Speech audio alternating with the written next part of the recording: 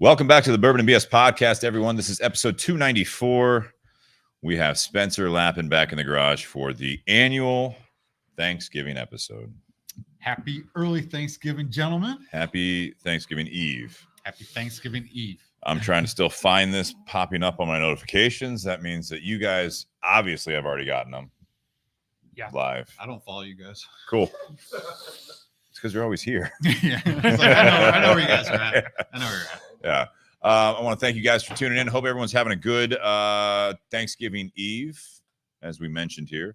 So hopefully you guys will find us soon enough on the Facebook page and also on YouTube Live.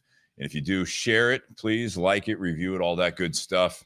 And then I want to thank, obviously, you guys out there that support us consistently on the patreon.com/bourbonbs podcast. Again, go to patreon.com/bourbonbs podcast. You guys can do a monthly contribution, $5, $10, $25, or whatever you guys feel appropriate, what you want to contribute. There's also the one-time Venmo at Bourbon and BS that you guys can throw us something for a bottle or whatever you think that we should spend some of that money on. It does help us keep this thing going. Less money out of Nate and my pockets, which is nice. Like the laptop we're using wasn't that long ago that we had to get a new laptop. So it's nice to have a little bit of that support to keep this thing going. So we appreciate that. Also want to thank our sponsors, Tinder Box at Easton, Columbus, Ohio, about to enter into the busy retail holiday shopping season, fully stocked. Your favorite season. Favorite season. It's going to be great. We got over at Tinder Box at Easton, a lot of new samplers. Just got in some awesome Padron samplers, which we haven't carried in the years past. Wow. So those are some rare ones, which is great. We've got some limited edition stuff in. We've got some Fuente Rare Pinks. We've got some Fuente Añejos in stock at the moment. So we are ready to go at Tinder Box at Easton. If you guys aren't local, make sure to contact them, and hopefully you can pick some stuff out and they can ship them to you in time for the holidays. So don't wait. We're not Amazon. It's not next day delivery. So I want to thank also Altadis USA.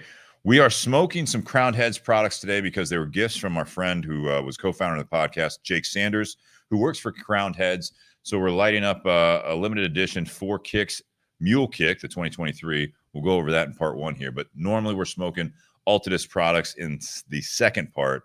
But Jake was kind enough to give us some more. So we wanted to make a little bit of room for those. Maybe after the BS Altadis? No.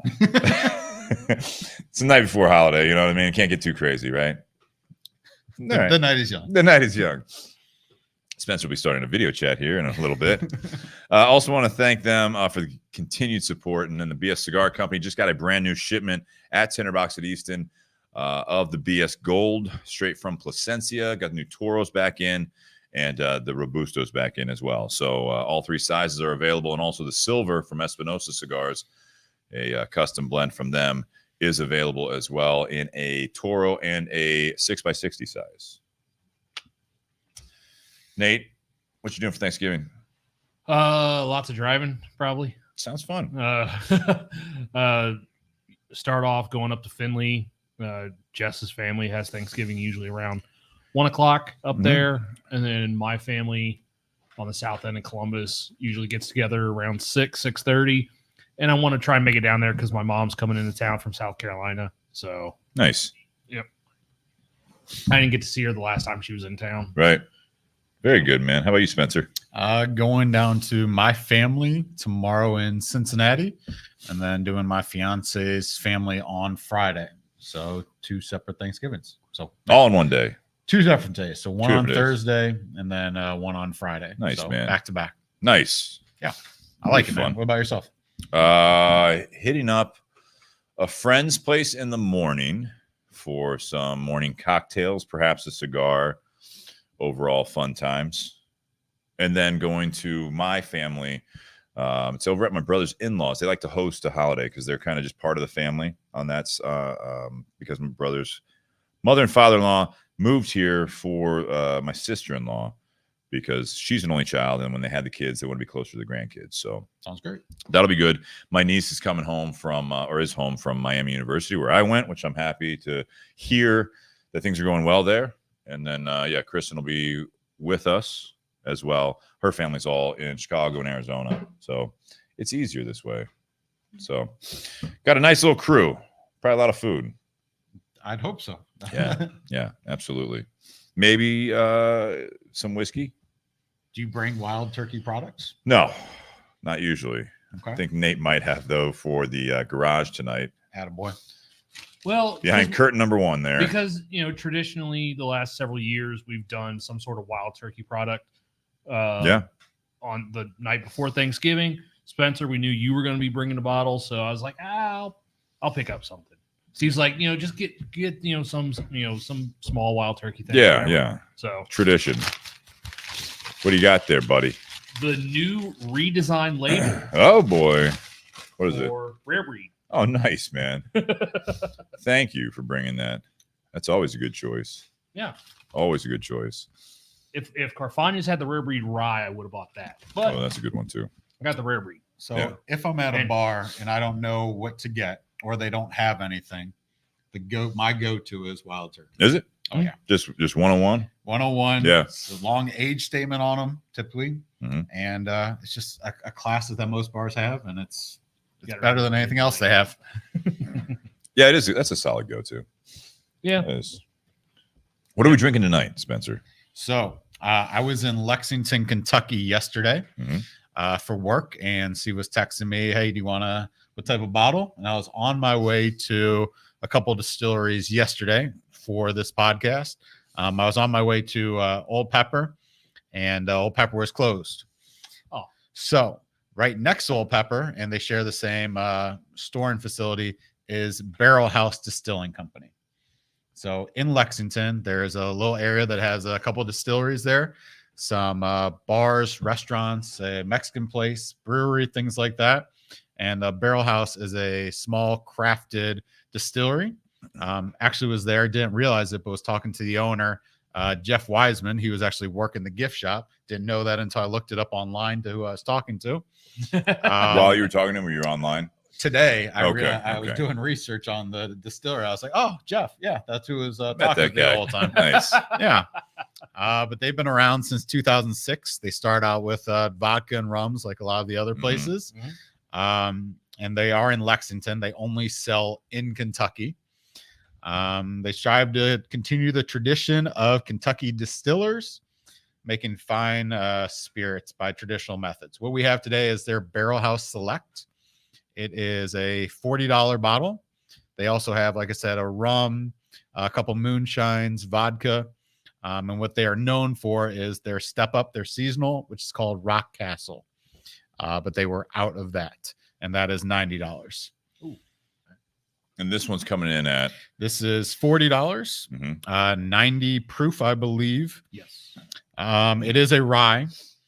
It's distilled from corn, rye, and malted barley, and they say they have a heavy rye mash bill. If I remember correctly, I want to say he said it was 91. wow. They do it at 120 proof, and then let's see what else they can do. Sorry. But this one is aged 4 years, and because they're newer distillery, they will start to have some new stuff that's aged a little longer. But right now, everything's at 4 years. And they are growing. They are building a bunch of new brick houses in the Lexington area, and they want to grow. But right now, everything is just in Kentucky, bars, restaurants, and at the distillery. Did you say the rye was 91%? I think that's what he said. It can't be because it's a bourbon. It's got to be at least 51% corn. Did you look this up? It literally says bourbon on. Oh, I know that. There's that. no detail on the mash bill, just that's a high rye mash. Interesting. I might be mistaken, but I thought he said it was high rye. It is high rye, Yeah. but it's still a bourbon, so it has to be at least 51% corn just to be called a bourbon. Huh. I don't know. I know that their Rock Castle is a wheated. He said that this one is a rye. Yeah. Maybe he meant high rye content. Yeah. So Could be. which is usually Like- anything over 20%. So maybe high rye content. Yeah.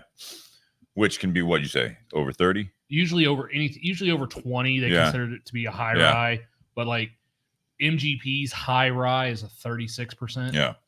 And a lot of times they'll label being a smaller distillery. If this is their core product, it could be a high rye. And it could be somewhere in there. And maybe, I don't know. I might just misheard. Or he could have been I trust referring Nate more to, than my own memory. or you could Well, be like, yeah, referring to a rye they're working on. I mean, again, I assume there's a lot of information, especially if it's the owner you were talking to. But it's because a lot of these distilleries are working on different things at the same time. I mean, like one of the ones we've had on locally a lot of times is the Watershed stuff. Yeah. And they released a rye product that like no one knew they were working on. It was like a 6-year project. Yeah. And you're just like, oh shit, okay. And they only had like one run of it, and then it's gone again, you know, for another 2 or 3 years. They got more sitting. So these, it's interesting to see the differences, yet the similarities between like a lot of these smaller operations. Like you had mentioned, they started with the clear spirits, which is typically what a lot of the smaller ones will do when they're making their own product. In the meantime, they might be sourcing something, or they might wait, and it sounds like they might have waited. So these guys are doing everything in house. Yeah. And that was their whole thing. I asked them, you don't have anything in Indiana or anything like that? They're like, no, everything's in house. We're building additional distilleries. We do have other places where we can stock this, but their whole thing is they want to make everything in house. And I like the fact that you said they waited till this was at least 4 years before they put it out there. So they didn't try and rush it. I remember years ago there was a local distiller that no longer exists, but they always used to release their bourbon at 2 years and a day old. And 2 years is the bare minimum you can do to be called a bourbon. So they did 2 years and a day. It was not good stuff. What was it? Oh, Mill Street. Gotcha. Yeah. Which they sold And a lot of their stuff, and then Leather and Oak. Became Leather and Oak. Leather and Oak then sat on those barrels. So the Leather and Oak that's available in Ohio now is a blend of between 6.5 and 7.5 year barrels. You guys had those guys on the podcast? We did. That was an adventure. Is that It limoncello was. or is that something That else? was That was the limoncello yeah, it was the episode. limoncello. I am shocked I remember that. Yeah. I know one of them don't remember most of the episode. Oh yeah. They were good guys. It was Good guys can drink too much. they sure can. I'm one of them. I know. What, then I'm a good guy? Oh boy. What do we think of this? I like the bottle, first of all. I think it's very simple, yet it's got the gold on there. I love the blue on there. Kentucky. Kentucky. It very much the shape and everything of the bottle very much reminds me of a Russell's Reserve Does. bottle. Mhm. It's that same type of look, or a TX bourbon. Yeah. It's the same type of bottle. Yeah. Design. Yeah, I like is it actual cork, or is it going to be the synthetic? I think it's I haven't seen synthetic. Yep. Yeah. Synthetic cork. So if they're doing it all themselves, they've been sitting on this. The fact that they're putting their core product out at $40 is, I think, pretty impressive for as new as it sounds like they are. I find that like when the younger distilleries will source it, MGP or otherwise, it's interesting that when they're doing that, the price is sometimes a little more than that. And then when they get to their own stuff, you start seeing them out on like $5 or whatever. Now, the fact that they're also selling it in-house where you were at, I don't know how that is other places in Kentucky. It could be I don't know what the hard rules are and stuff like that. There aren't as many rules in states like Kentucky, but I mean, when it's fairly unknown, possibly you're not seeing much of a markup. You're probably seeing the straight MSRP. In fact, I know when Kristen and I were at Nelson Greenbrier in Nashville, right? Their stuff was actually cheaper at one of the local bigger chains down there than it was at their distillery, which was interesting because you'd think it'd be the opposite. Yeah. In my opinion, but it was like within $5. It's not like they were like ripping you off. And I mean, it could also be because like you're there and you want to buy some stuff. So they're like, they're kind of getting an extra couple bucks out of you. Yeah. Not mad at that. Yeah. But what they are known for is, their Step Up the Rock Castle, and that has won awards at the San Francisco Spirit, and that is $90. And I guess apparently that one goes pretty quickly. Right. Nice. Yeah.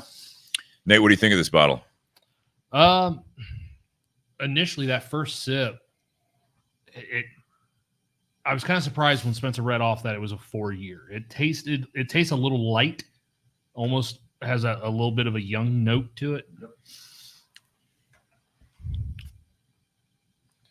It's got some thicker viscosity, though. It's a lighter color, but it's kind of deceiving because even in the lights here in the garage, which we have pretty decent light in here, it's more that it's like hanging. Yeah, it's like that golden honey color. It is. Doesn't really have any of the the darker amber caramel type color hue to it. But I mean, it's very light on the palate. It's very easy to drink. Yeah, it's very smooth. Yeah, they gave me a thumbnail to try when I was there, and I was like, oh, this could be dangerous. Well, and Can be. And it's interesting, being a high rye bourbon, there's not that spice kick to it. So a little bit, I feel like in the very long finish. I've got a nice long finish going on. So it is lighter up front, in my opinion. It's it got a little bit of floral notes. It's got a little bit of the sweetness. I don't know if that's like an apple, peach, whatever it is. There's a golden apple. Yeah, there's something up there. But at the very citrus. Yeah, citrus. As it sits in the back here after I've had a drink, A little tingle on the side of the there's tongue. a little bit of that spice. Would you know it was a rye if I didn't say it was a rye? A high rye? No, I would not. I don't think so. I would peg this more, sub 15% rye. I would expect this to be more of a high corn. Just the way this comes across, I'd expect this to be like a 75, 5 to 10 barley.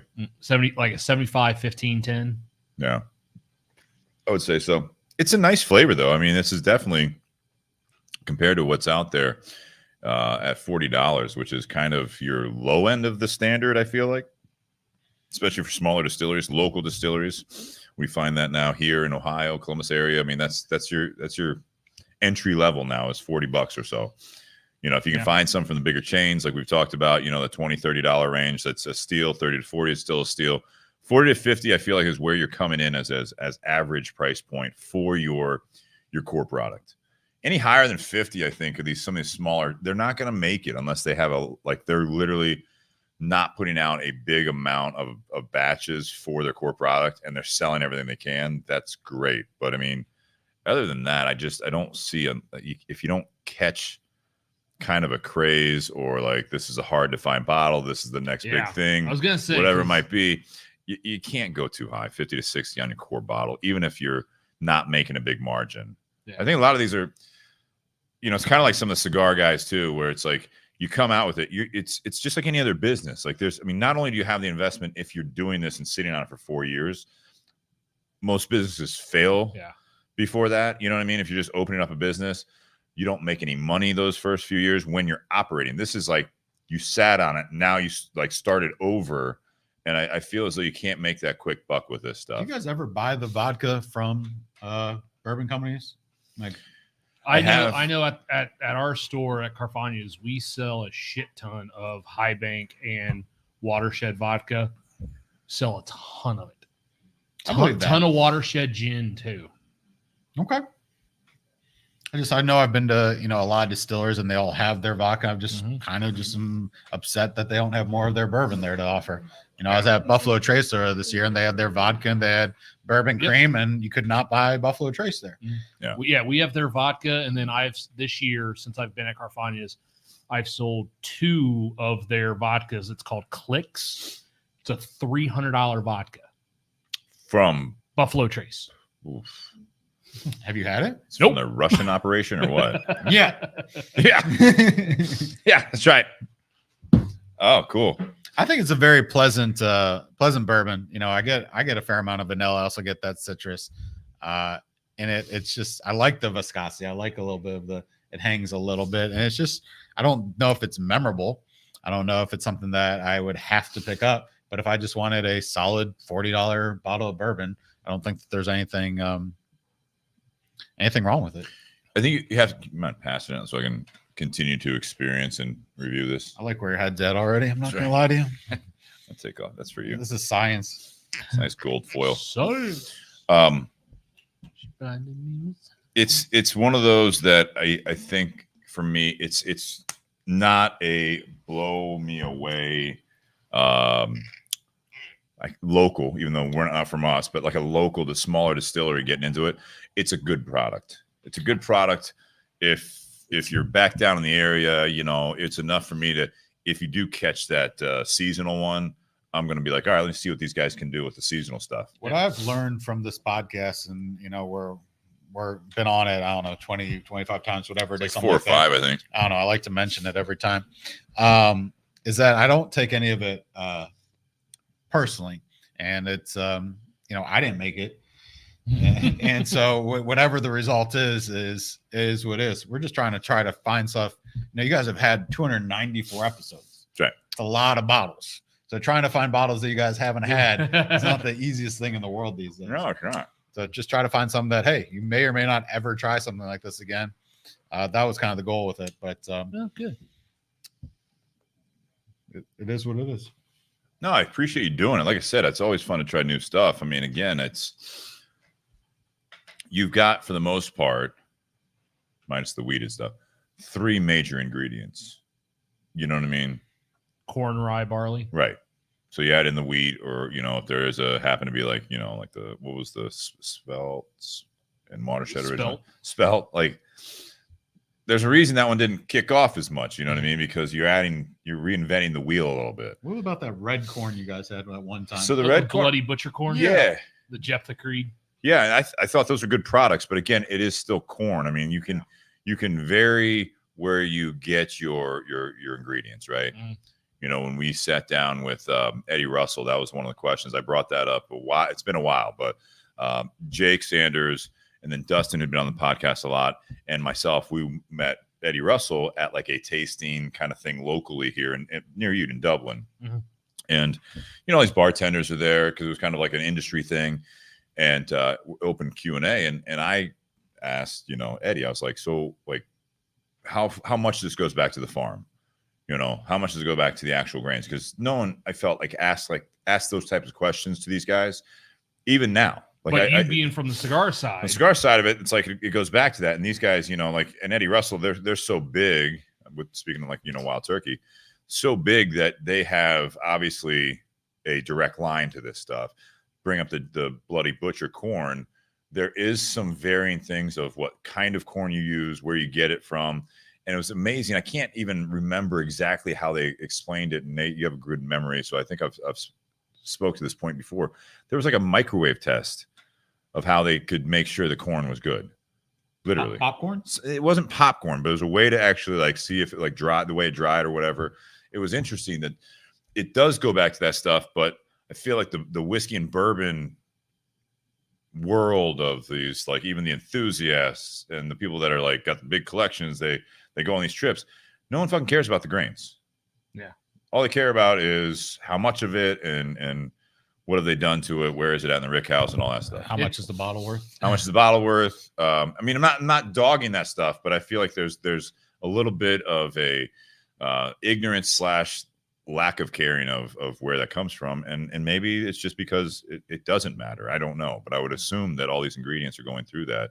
Now, granted, there's a big process after you get those ingredients. It's kind of, you can't reinvent the wheel every time. It's kind of the opposite with the wine industry, because a lot of your wine enthusiasts, I mean, they want to know what valley it's coming from, what vineyard it's coming from. Right. If you sit there, if they put it on the, if you put that it's in Napa Valley, people go nuts for it. If you sit there and say, well, it's specifically this region of Napa Valley, okay, now your price just went up a little bit more. And then if you sit there and say it's from this particular vineyard, your price just got another 0 added to it. And just wait until the climate continues to change and it goes north. If it's from the Ohio Valley, no, it's gotta be sweeter. That's not really. No, it's north, and then you take a right. But I'm saying more on the coast still. Yeah. No, cigars the same way, right? I mean, a lot of cigar smokers want to know even more than that. What part of the plant it comes off of. What plant is it? Jalapa? Is it Esteli? What's the seed and all that stuff? Yeah. I don't know. It's. I guess my big point is there's 3 major ingredients in most bourbons. And you're not going to get blown away. Are you guys ever sick of bourbon? I mean, the next morning sometimes. No, I mean, just oh man, I wish hey, my palate has changed. I just want to drink something else besides I've actually bourbon. been drinking a little bit more tequila and rums lately. Attaboy. More wine. Oh yeah. Definitely have more wine nights with Kristen. And I'm good with that. I mean, there's some nights I come home and I'm not really in the mood for bourbon. Even like NFL Sundays, because we enjoy going out and watching those. I mean, I drink beer most of the time. If I drink whiskey the whole day, it's a long or short day. It's just Sunday night. Football is so late. I don't know why they changed the time. I thought it was 8:00. Kristen's just like, oh my God, been there. No, I think this is good. I like this. Good. Yeah, it's a nice. It's nice because it's not. The way I say this is going to be weird, but it's nice because it's not bad. Because you do take a gamble on the smaller operations, like you were saying, Nate, based on like the Mill Street thing. It's okay. You do it. We've had those before where it's like they don't do the traditional thing. They're doing like the smaller barrels. They're doing pressurized whatever. They're all this stuff, and you drink it, you're like, well, that's not bourbon. Like I mean, it's not that good, but I mean, technically it's bourbon whiskey, but it doesn't taste like it. Yeah. You reinvent the wheel on something that's this old as far as that goes. I think myself personally, I get a little spoiled just because you get to try some pretty amazing stuff just being around you guys and just being around the friends and stuff like that want to break out good stuff. But I'm pleasantly happy with this one. Just kind of right down the middle. I get a lot of vanilla off of it. And if you just wanted to have a smooth bourbon that you don't need to add any ice to or anything like that, it's pretty easy for me. Yeah, this is definitely an easy sipper as you get into it. Like that first sip is like, but then again, it was my first sip. Palate hadn't adjusted to it. But then after that, yeah, real smooth. Light on the flavor, but it's got good flavor to it. You mentioned vanilla. I had said earlier that golden apple. Yeah. Honeysuckle. No, not that. Oh, you hit that H hard there. Honey. Yeah. That was, it's a lot of things going on in the world. All right. Going back to my roots. What now? Here we go. All right. Wait for part 2 to bring that up. All right. Let's have a few more drinks before we talk world events here. Obama. What's that? Nothing. What year is this? Come on, let's go. Keep politics and religion out of this, Steve. Me? Yeah. Now that you brought that up, just kidding. We get more viewers. We probably would. Not the ones you want. No. Depends what we say, I guess. Yeah. I don't know. Thanks, Spencer. Mm-hmm. Tell me about the cigar, Steven. The cigar, Crowned Head. So again, thanks to Jake Sanders for contributing this cigar tonight. He was in the shop, and so Crowned Head's been around for I don't know how many years at this point, but it's been a while. 10 years, right? I mean, are we talking 10 yet? 2012, 2011. It's right around that. Or 2011, I think is when they started. 2012, when their first blend came out. Four Kicks was one of those first blends, if not the first. And this is something they worked with Ernesto Perez Carrillo on, and they've released. They still have the Four Kicks, which is the original blend, but they've released this Mule Kick. This is the Four Kicks Mule Kick 2023 edition, and they change it up every year. Mm-hmm. They've done a lot of other limited edition cigars like the Las Calaveras, but that was a project. This is a separate project that's based off the Four Kicks. However, it goes away from the roots of the original blend depending on what they're doing. Pardon me. Last year, the box had the kind of Mexican colors on it. They did a Mexican San Andres. It was definitely a bolder cigar. This year, they softened it up a little bit. Totally different blend. They actually tweaked it. This is an Ecuadorian Sumatra wrapper. It's got the Ecuadorian flag colors on the box as well. So it's a bright, what is that, red, yellow, and blue. Mm-hmm. Beautiful box. Comes in a 10-count box. One size is a Toro. I want to say it's probably 6x50.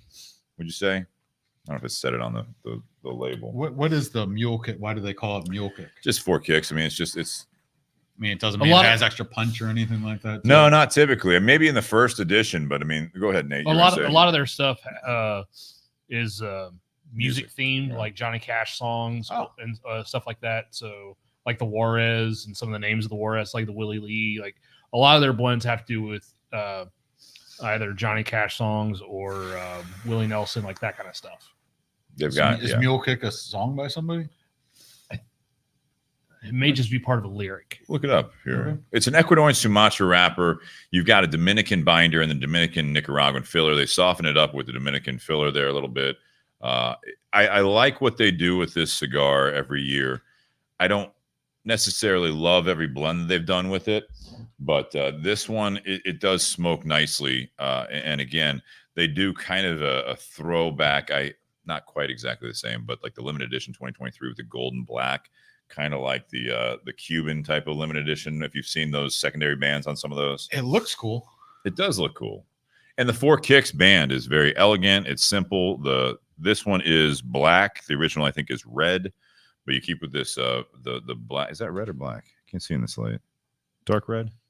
Yeah, Anyone? It's like a maroonish. burgundy. Burgundy. But yeah, it's just a nice looking classic blend as far as the banding goes. And what do you think of the cigar? So I like Crown Heads because I like Jake, and Okay. I think that I have a lot more name recognition towards the brand itself. I didn't realize it's only around for 10-ish years, because I see a lot of stuff on social media and stuff like that from Sure. Jake promoting and stuff like that. Whenever I see limited edition, that kind of makes me happy. Whenever I see really beautiful branding, it kind of, I don't know, you eat with your eyes first type deal. The cigar itself smokes beautifully. I'm having a hard time placing a lot of flavors to it personally. That's just me on the cigar itself. Okay. I don't know. You say medium full. I'm straight medium on this. So maybe just the wrapper's just playing a little trick. Maybe, yeah. It is a little bit of a darker Sumatra wrapper relief on there.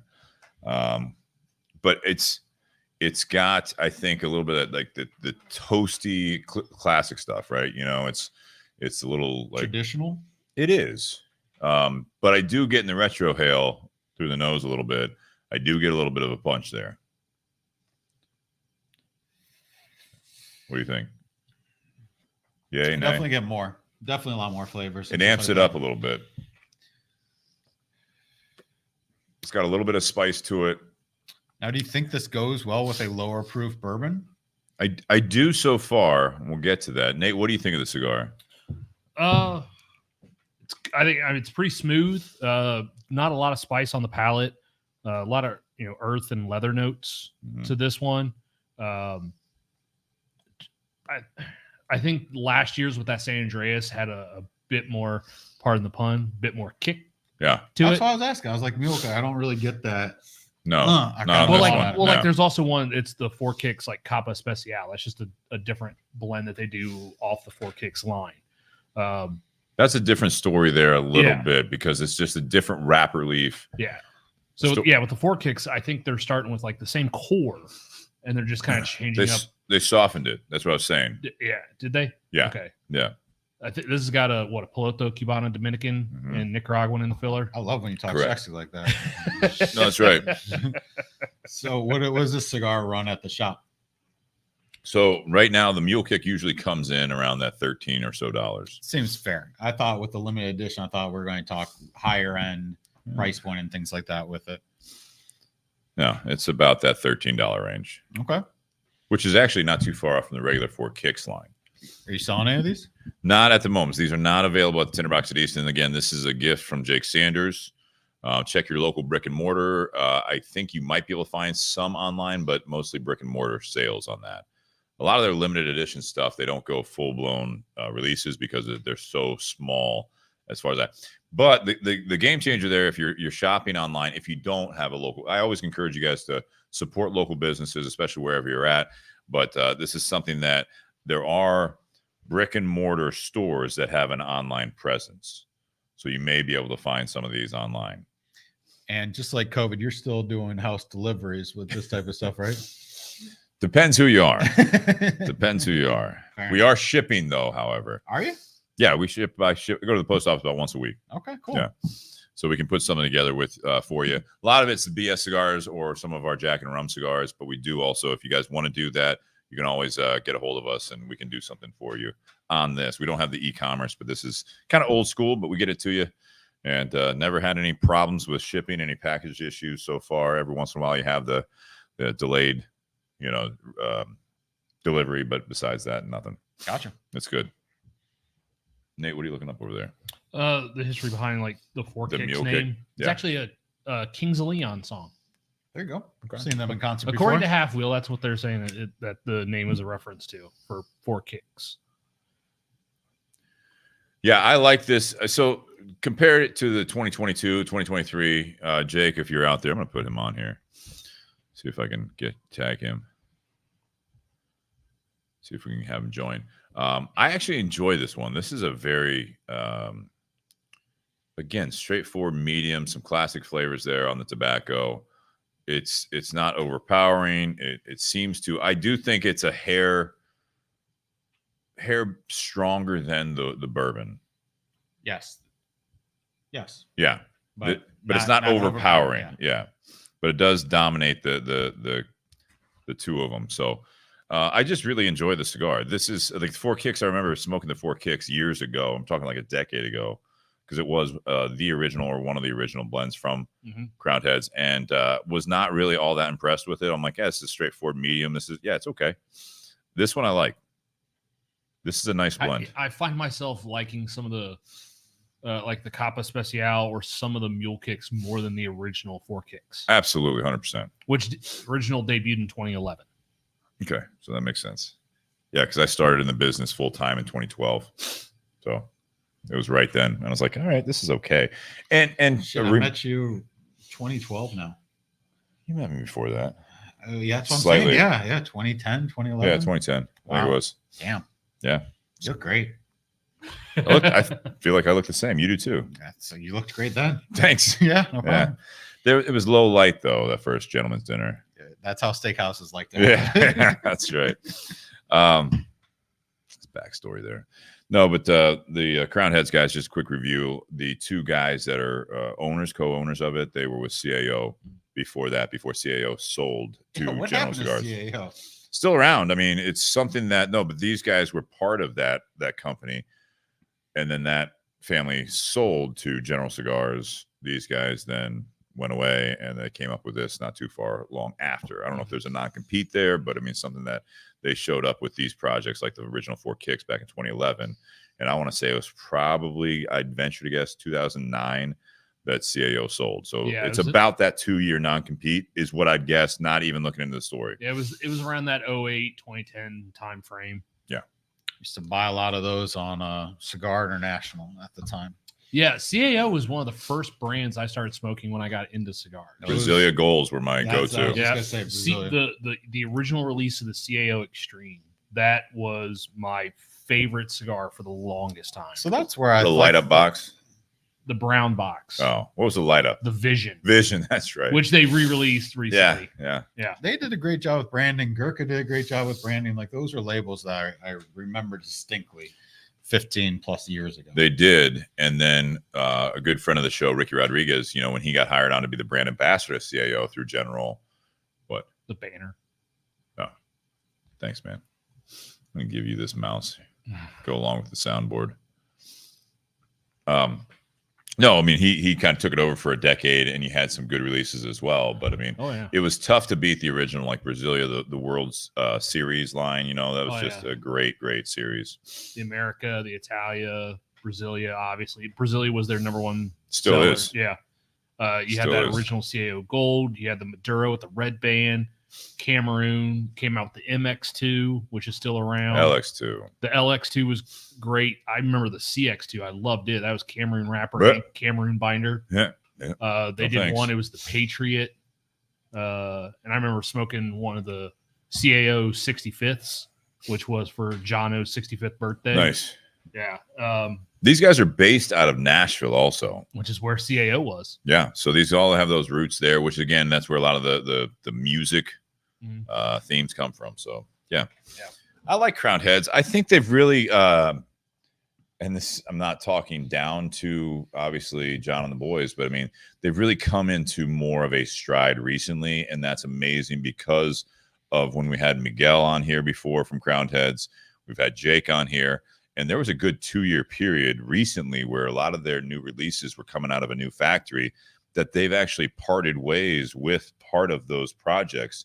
And yet they're still coming out with these big hits through some of the greats like Ernesto Perez Carrillo. These people have great names. Ricky Absolutely. Rodriguez. Oh, yeah. Jeez. Steve Crane. That's a nice one. That's a nice one. How is Jake doing with Crowned Heads these days? Good. Is He the seems to be brand doing starting to blow up a little bit? So that's what I was getting at here, is that I think they've really come into a bigger stride here where they've been coming out with, for a few years before the stuff they were doing with the Pichardo stuff, the Luciano stuff before the split, I felt like their big releases, they did have a couple of regular releases, but a lot of it was limited edition stuff. And I just felt like it can only get you so far. And from an outsider looking in, I don't know if it was a cash flow issue. I don't know if they were just finding their way. I know that, for example, with Jake Sanders coming in as the Midwest territory manager, that was a position that was open for 3 years. Yeah. And Miguel, as a national sales manager, who had come on a little bit before that, he was handling this territory. And it just looked like, it's not as if, I don't want to guess that they were struggling, but that it was kind of one of, I think, maybe a fork in the road where they were figuring out, like, all right, so what do we do? In the meantime, we got our access on some of these, smaller batches of tobacco. We can work with some of these different people. They have like some of the limited even states, like the Tennessee Waltz. They have the Yellow Rose for Texas. They had the Buckeye Land here. That was through Drew Estate. Drew Estate seemed to not be able to, between the two of them, they couldn't get the product. So that's now gone. They would do these small batches. They do a lot of now limited sizes of cigars. Those are limited editions. Like I've got a Mil Diaz, I know, in my bag over there. They just came out with a limited edition as a Bellicoso Fino. They do that size for some of the limited edition stuff. But they were doing all this small batch stuff that it's like, yeah, that's all well and good, but it's like, I don't want to fall in love with something from you guys that I'm not going to be able to get again. And you're just going to come out with a new Mule Kick. You're going to come out with a new Las Calaveras. I felt like they were lacking in the regular production stuff until they teamed up with the Pichardo and Luciano stuff, and then that fizzled out so quickly, and now they've kind of gained momentum again. Good. I think they've picked up more traction since they've shifted to having more of their stuff done by Ernesto. I think that shift, the relationship there is fantastic. Yeah, I think that shift with Ernesto's abilities and the tobaccos that he has access to, like I think that's been a great plus for the brand. Yeah, bourbon's not bad. No, it's easy drinking. Yeah, good for a holiday. 'Tis the season. This is a bottle that I'd say if you were going over to Thanksgiving and you're kind of either you're the bourbon guy or girl, or you are going to a house that is not they bourbon. have everything. No, they have everything. Oh, okay. So, for example, like our good friend Bob, I'm not saying he would love this. I'd guess that he knows about it because he's just that far into it. But there's a chance if you come across a local distillery, you go over to someone's house that has a big bourbon bar, you bring this over, there's actually a good chance that they have never heard of this. And so they'll try it, and hopefully with an open mind, they'll be like, that's not bad. There's so many damn bourbons out there these days, man. Just like beers and stuff like that. That's right. It's good to be open-minded to everything, and everything has different price points, stuff like that too. Absolutely. All right, you guys want to round out part one with the ratings. This is where we do the 10 is the best, right? So we do 3 ratings here: the whiskey, the cigar, and the pairing. And again, we're doing the Barrel House Select. This is their core product, the bourbon whiskey. We're smoking the Crowned Heads 4 Kicks Mule Kick 2023. Spencer, go ahead. Notebook? No notebook? Gone. What happened to the notebook? Gave up. Well, I no longer have the work laptop to be able to keep all the notes. So You got the notebook to write down the stuff. I do. Are you no longer taking notes on all this stuff? I'm not. Do we need to get another $2,000 raise? If you're not carrying on the history of this thing, who is? It's all in the head. He's got a pretty good memory. YouTube, Facebook. gosh. Well, on that, I'm disappointed. All right, we got a petition Carfagnas to get you a laptop. One. He had a notebook. All he had to do was write it down. All right. Am I missing something? No. All right. Thank you. Okay. So on the remember this down. write this down. So taking in consider the price, thank you. My old company. Good. That's all right. We can scratch it out. Yeah. Get you a sticker. So by being at the distillery, I'll get you a new notebook. How about that? Hey, my $5 a month has to go somewhere. I'm sure it can help with the notebook. 272 was the last episode. All right, you can. That's not that You're long gonna have ago. some time over the 22 next 4 episodes. days. You can do 20 episodes and fast forward to them. What time in the next? While you're driving, it's fine. Yeah, you got all right. Black Friday is gonna be interesting. I don't know if you can say that anymore. Friday? No, it's online sales now. What were you thinking? I was thinking. Okay, Talk about so the retail on job I have. the bourbon itself, being at the distillery and everything like that, and considering the price point Sure. and my experience there, I'm gonna go 8 on the bourbon. On the cigar itself, the cigar does not. It does blow me away now that Jake is listening to it. I just threw up a comment from Jake Sanders. No, We also had Michael Herklotz out there. Thanks, Michael, for listening. So aesthetically on the cigar, I'm extremely impressed. I'm going to go an 8 on the cigar as well. Combination of the two, they don't not go well together, but I think individually they both can stand out on their own. I'm going to go an 8.2 on the combination. That I can definitely taste the cigar. I can definitely taste the bourbon. I think that they're both just easy going pieces that you can have on any day of the week. Yeah. Nate, how about you? Whiskey, 7. I think it's a solid bottle. It's not real heavy. It's a lighter whiskey, not something I think has enough versatility to go into a cocktail. 'Cause I think it's a little too light in the flavor profile. Old fashioned. I know that's classic. You know, I mean, it's kind of a gimme, but I think it'd be a nice, sweeter old fashioned. I think if you put any Heavy on the bourbon. you would have to really change the ratio. You'd have to go real heavy on the bourbon, easy on the simple syrup. Change the ratio? Right. Got it. Yeah. Go heavy on, lighter on the bourbon normally. Okay, go ahead. Maybe double the bourbon. Got it. But no, I mean, it's smoother than I was expecting, especially after that first sip. Like, it definitely smoothed out. Good flavor profile, nothing that kind of blows away the palate. Just real easy sipper, easy to drink. I think this is something that you could sip on, in the summertime and not have to have an ice cube in your glass because it just has a lighter body, lighter profile. Sure. Goes down well. I mean, and $40 for it. I mean, for a small distillery, yeah. I mean, I agree with that. But for what it is compared to everything else that I have access to and tried, I think 7's still solid. I think it's fair. Yeah. I think it's a fair rating. Let me Russian judge. write that down. Hey, I didn't give it a 2. Thank you. I have done that before. You've given someone a 2? Yes. From behind the camera. But I was on the mic. Fair. He was bitter that night. For the cigar, I'm actually going to be the same. I'm a 7 on the cigar as well. I love Crown Heads. I smoke probably the in terms of cigars, I smoke Crown Head by brand. Crown Heads is probably number 2 in terms of just the volume of cigars I smoke. That's pretty good. Yeah, and What's number 1? Espinosa. Yeah. Okay. You know a guy there? I know a guy. And there's a reason why I brought Crown Heads into the humidor at Carfagna's. Sure. Because there's a lot of their stuff that I do like to smoke, and I didn't bring 4 kicks in just because I could only pick so many facings to bring in, and the ones I brought in I like more than this blend, the regular 4 kicks or the mule kicks. Yeah, I like those more. I think this is still a solid smoke. You carry the 4 kicks? No, I don't carry 4 kicks. Juarez, Jericho Hill, and Le Carême, and then Mil Diaz, and then both of the Osgener cigars, Bosphorus and Aramas. Okay. Because I like those. That's why I brought them in.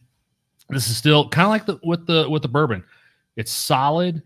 Doesn't necessarily blow me away, but it's a good medium body. It's got good flavor to it.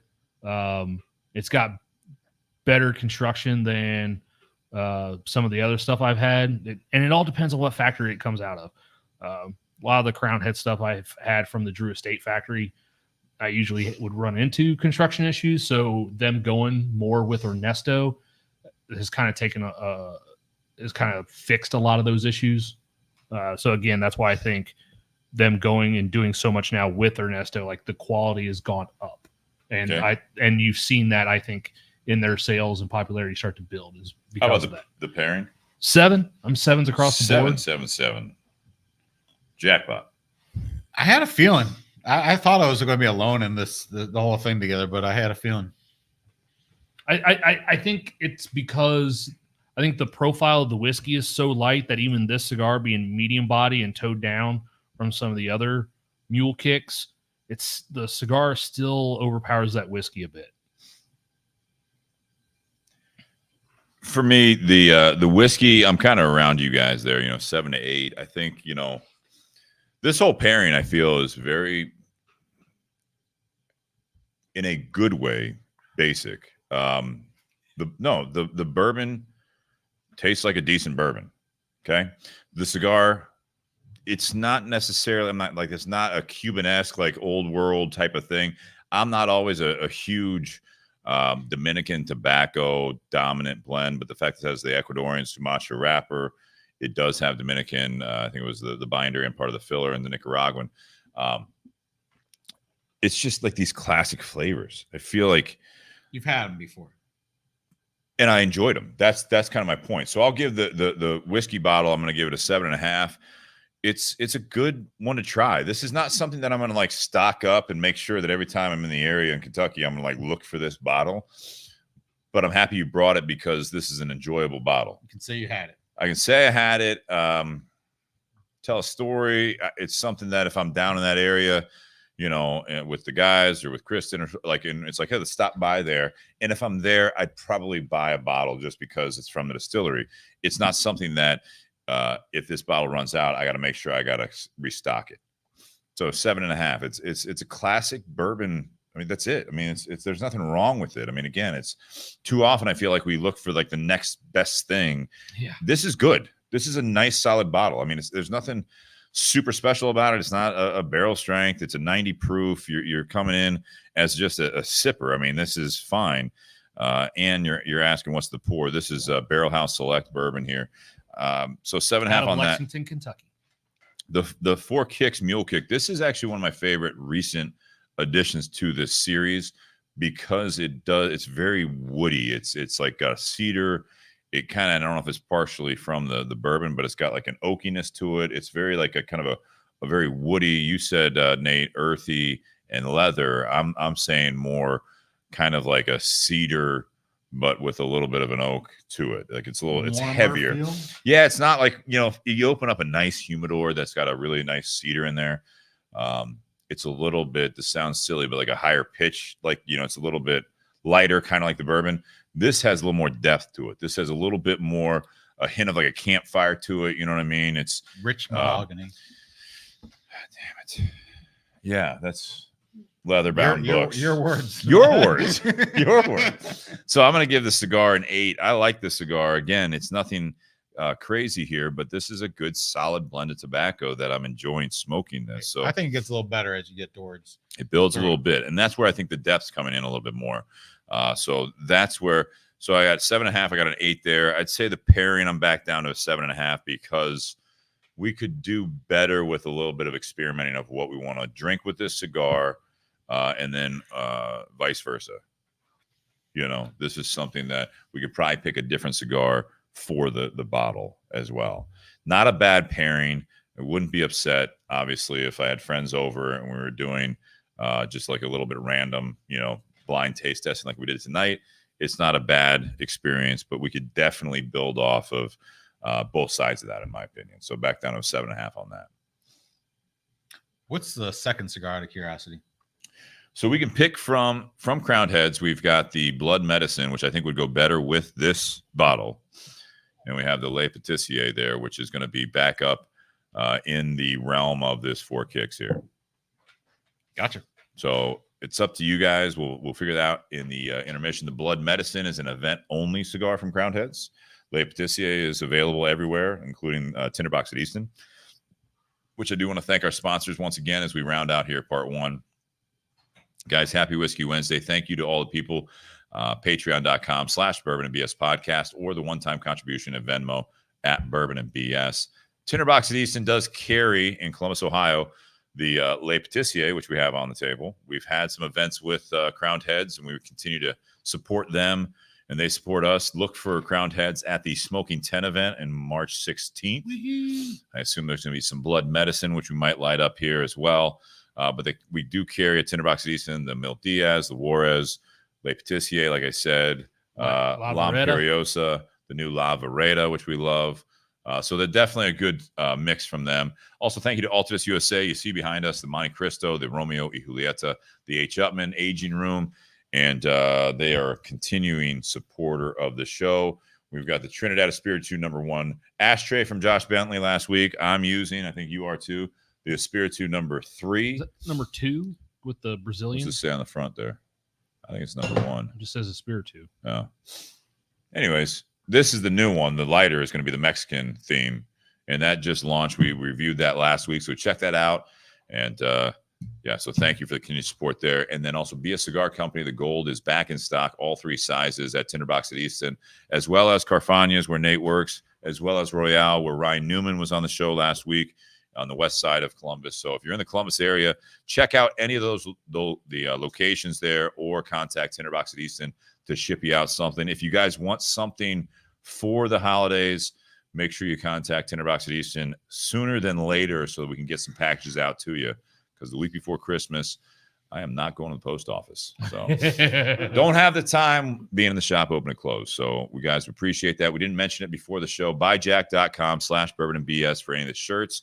We've got everything kind of shown on the show here. Oh, and Spencer is The silver shedding lining for layers. the BS silver. Show him the underwear. I was thinking about The that. BS underwear. if I was wearing it. There's ladies present, all right? Yeah. I've got the blue and white hoodie. Spencer's got the black, gray, and white hoodie, and then Nate has the barrelhead black camo for the podcast there. Anything new for 2024 out of curiosity? Not yet, but I'm thinking about it. Okay. I think Nate and I are gonna have to brainstorm on that one. All right. All right. Thinking blankets. Blankets. We have deep V's already on there for the ladies, Deep V's. and for if the gentlemen want to buy those too. On that note, happy Whiskey Wednesday. Cheers. Stay tuned for part 2. Happy Thanksgiving. We're going to be talking about everything Thanksgiving, what we're thankful for, what we want to be thankful for next year, and anything else that comes up here. Thanks, guys. Cheers.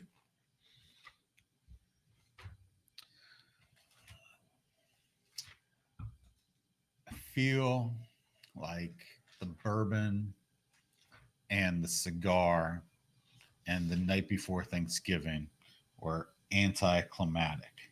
Yeah. How do you feel about that? Part 1, Just in general. just in general,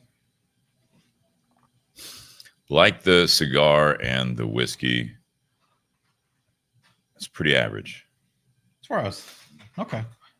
I was happy with. Sometimes it's the guest, sometimes it's not the guest. What do you Sometimes think? it's never the guest. No, not sometimes. No. It can be. And Sean, I'm sorry you had the mic. I forgot to go to you, man. Jesus, it's just all the wheels are coming off here. I'm thankful for the last episode of the that Bourbon for the and BS second part. podcast. Save that for the second part.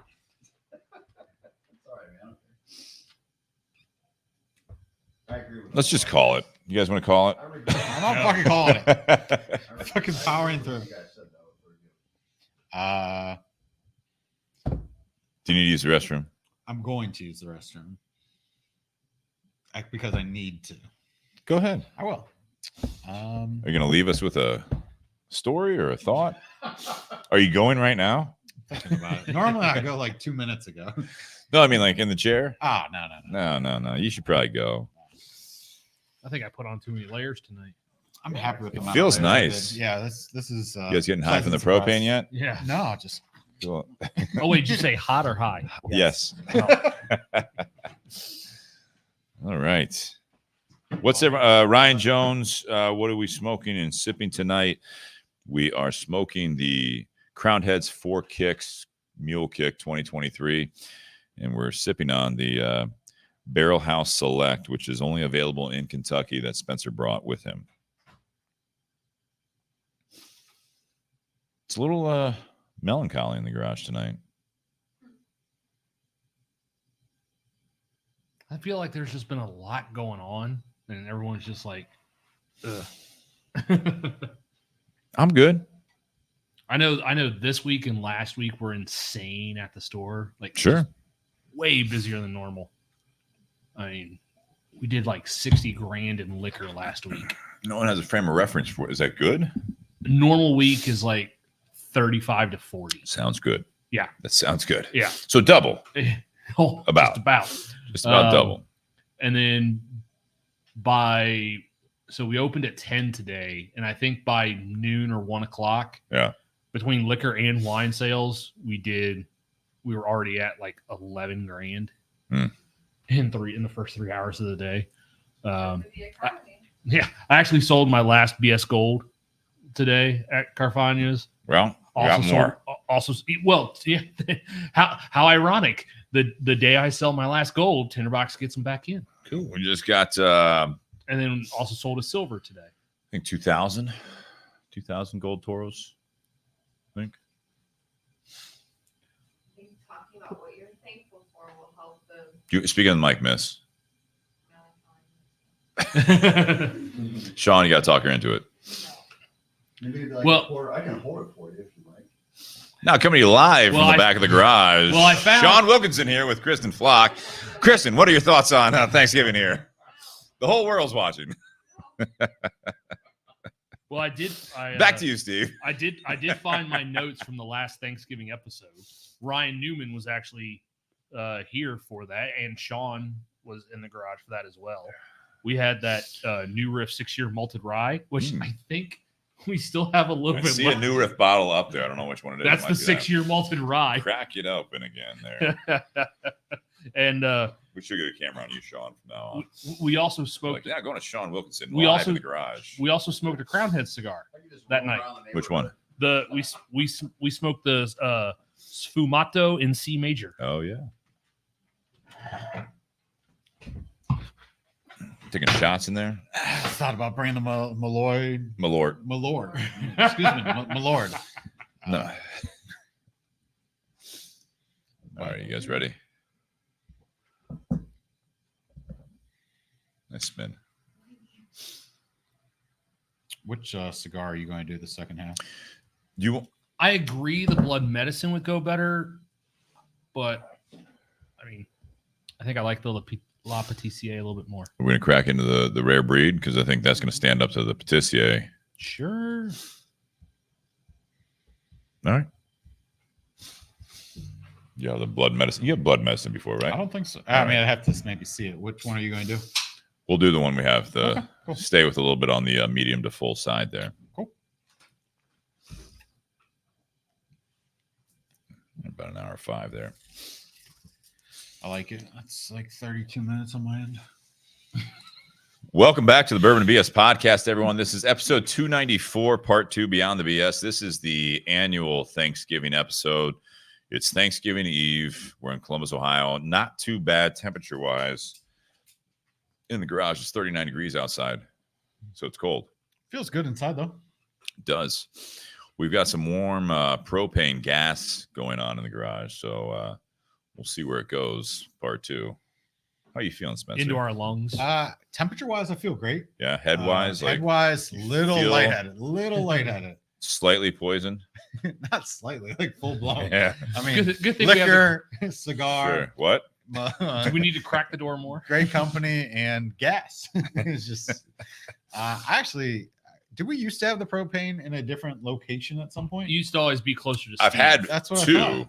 Okay. Do you want me to move it? No, it's. I think it's- Kristen I'm would be getting very upset if you moved that propane heater. You think? Or you know? only one way to find out, right? Rather wouldn't. I'm pretty sure if we moved that Well, that's it propane for me, heater, guys. You guys have a good night. Spencer sure if with we the moved good that propane ideas heater tonight. You guys further take away care. from her, Happy she's going Thanksgiving. inside. Spin that merry-go. No, I feel great, man. We got so lucky with the weather this year that I was almost surprised when the weather got a little colder. We kind of had a Indian summer where it lasted a pretty long time. We did. Yeah. Yeah. No, we've had a nice fall here in the Midwest, and It snowed on Halloween. Halloween, At least that's in my yeah, neck of the woods. yeah, it did. Yeah, that caught me So. by surprise. So we've done what, 5 now? 6? 2018 would have been the first one, I think. So call it 5 Thanksgiving episodes, and we've done different things. I think some of the more memorable ones were the ones we were really talking about, where I introduced the idea of what you want to be thankful for next year. Talk about that. We can talk about what we're thankful for this year. Talk about the year. I like Thanksgiving. It gets glanced over by a lot of people in this country because of Christmas. And I feel like it's an unfair holiday structure that we have in this country. Where are you? What's your end game here at this? No, I feel as though Think you're gonna make some Christmas. changes? No, Well, it's like the I think you cartoon. should. I It's think like you the should. cartoon where the turkey's beating the crap out of Santa and go, "Wait your turn, fat man." That, and also I think Adam Sandler had a hit with the Thanksgiving song because there wasn't any song. There wasn't a song before that, really. The Hanukkah song. No, Again, I'm that's not, more I'm not talking Christmas. about Adam Sandler songs. I'm talking about Thanksgiving songs. Okay. I feel as though,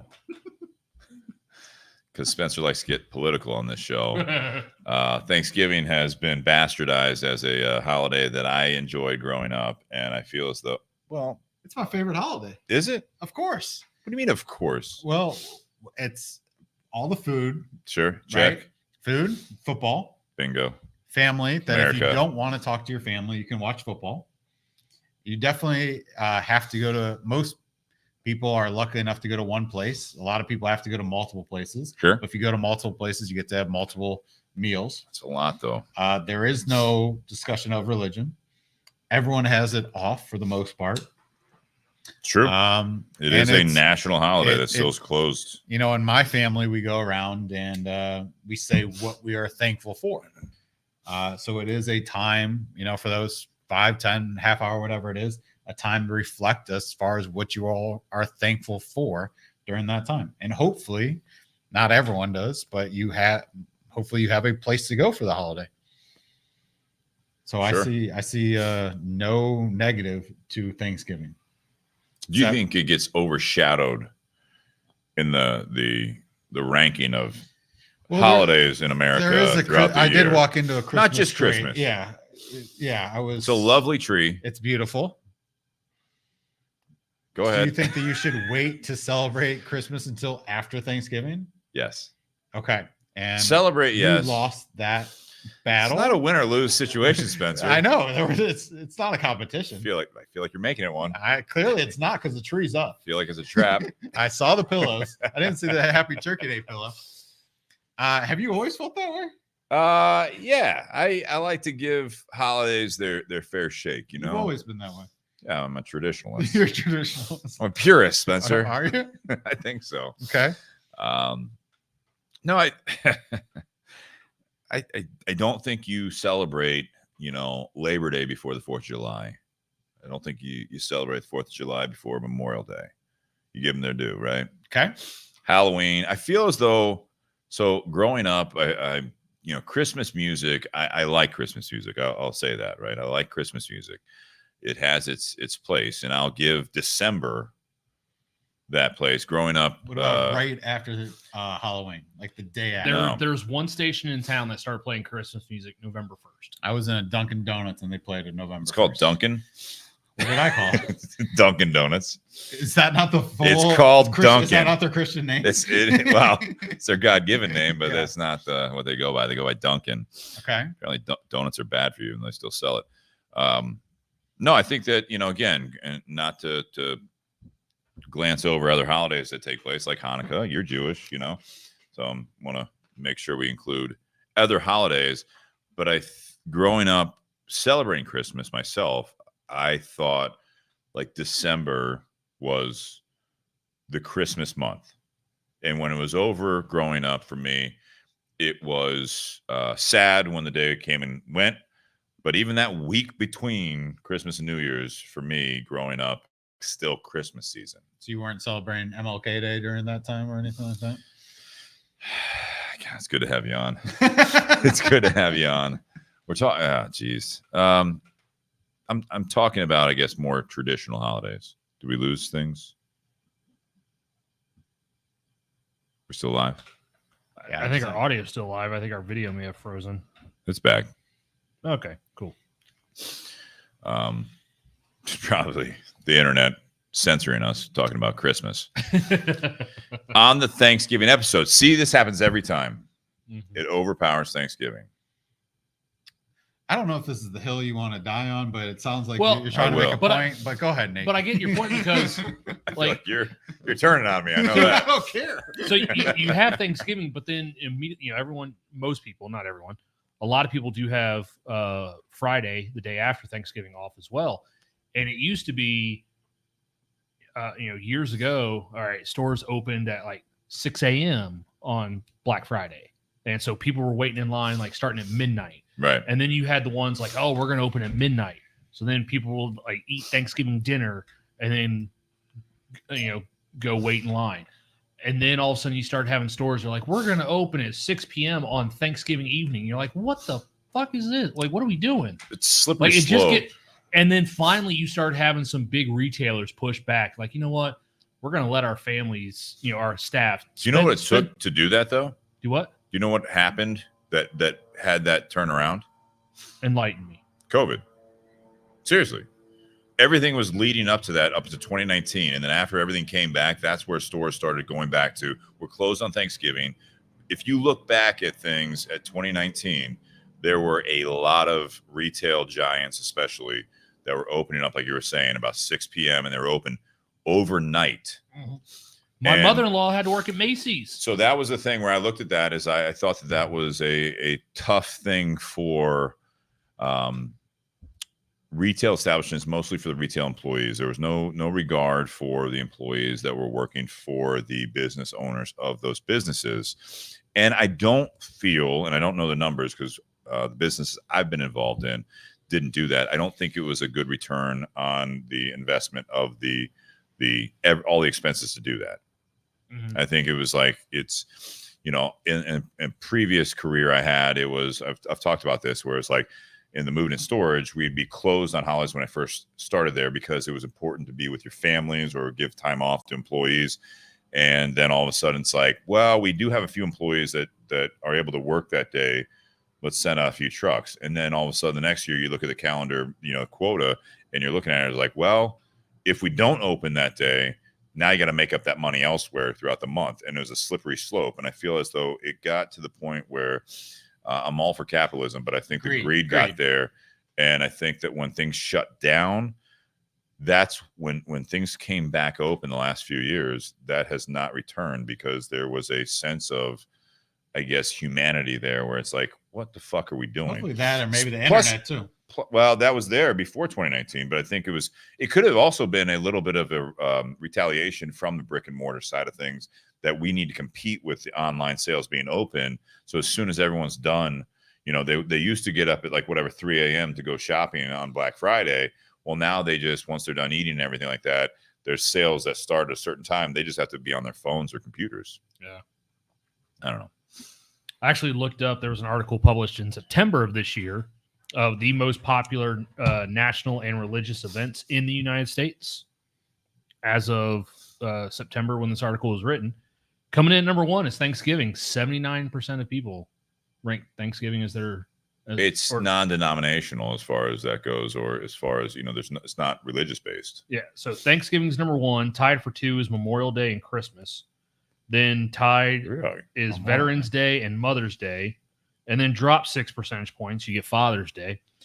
Then Classic. Easter, Martin Luther King Day, Labor Day, Halloween, New Year's Eve, St. Patrick's Day, Hanukkah coming in at 57%. We're only It's a we're smaller less than 3% of the It's the population. smallest percentage. The right? fact that we're on the list is a fucking blessing. Hey, Whoa. Hanukkah. I know. Hanukkah ranks more favorably than Valentine's Day. A lot of broken hearts out and there, then- Nate. And then you have, and then after Valentine's Day is Black History Month, then April Fool's Day and Ramadan. I don't want to get into it, but the fact you ranked, not you, but they ranked Black History Month and April Fools, that's just poor that's poor reporting. That should not be done. Those aren't holidays. They are hot. You celebrate them as well. I mean, Okay, absolutely. Yeah, it can be celebrated, but yeah, Do you That's surprising that Thanksgiving's at the top of that, yeah. especially in this day and age. is your favorite holiday not Thanksgiving? No, it's not. I'd say Christmas is probably growing up. It's my favorite holiday. And as an adult, I'd say the same. I think that, we're still talking about Christmas. I think that Thanksgiving is something that I've been fortunate enough to celebrate with family pretty much every year of my life. I'm that, in a sense, nice pop there. Boring white suburban family, right? Christian family. And we had the fortunate opportunity to celebrate holidays like that. And I was always surrounded by family. My parents stayed together, and was able to celebrate it with my local family here when we moved to Ohio. There were a couple times that, back in Chicago areas, that both Christmas and Thanksgiving, there was a celebration at my grandmother's house on my mother's side. So a lot of people would like celebrate it, but then they'd also go over there. And they did that even after we had moved here. So I enjoy Thanksgiving. Christmas, I feel like, and one of the reasons I like doing this episode is I think Christmas does brings out emotions more than Thanksgiving. I think that it brings out the best in people. It brings out some hard times in other people, depending on what you've gone through in the holidays. It's very sentimental one way or another. You either have, I think, a very strong affection to Christmas, or as a byproduct, you might be in a tough place come that holiday. Thanksgiving doesn't carry the emotions as much, I don't think, unless there's Or a financial specific. burden. Well, that too, but I don't think there's necessarily a specific, unless something specific happened to you as a Thanksgiving memory. You don't have that as much in this country. So I think that's something that Thanksgiving is a very nice neutral. It's been promoted as giving thanks in the last at least 5 years. At least 5 years.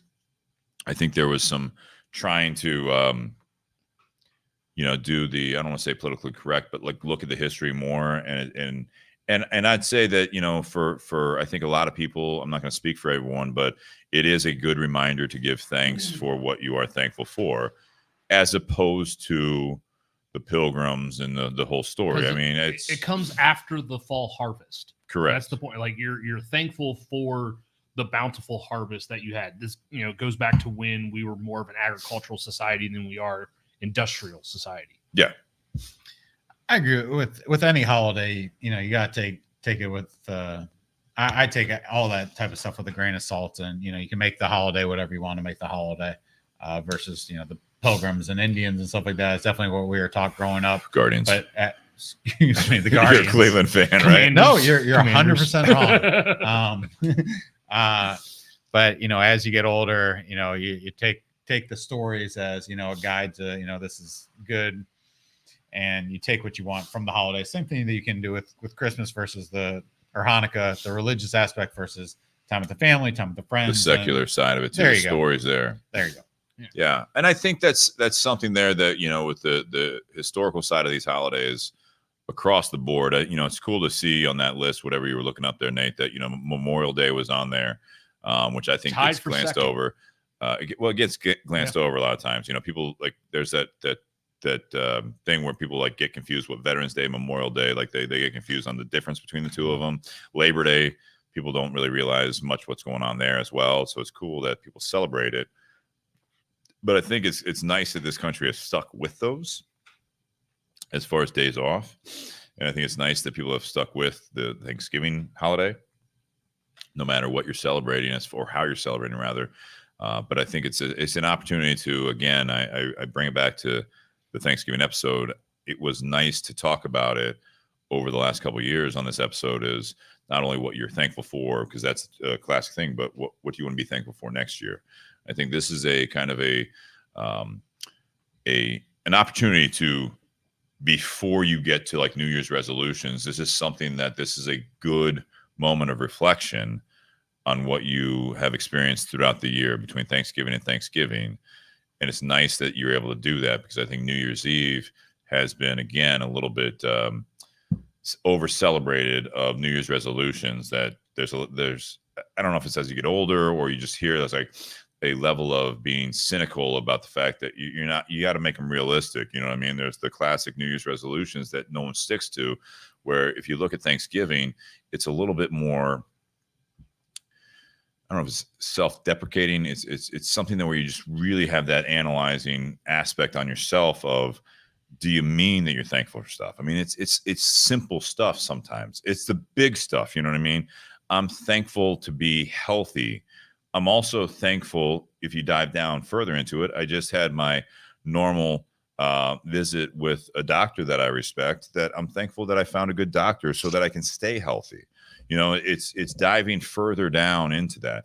I'm thankful that I have a home. Yes, please. A nice home. I'm also thankful for the ways that I was able to get to that point, that I've been able to not only get a house, but also keep a house. How And about that's, grateful instead of thankful? I think it's interchangeable, but I think the semantics of it could I guess change the way people think towards that.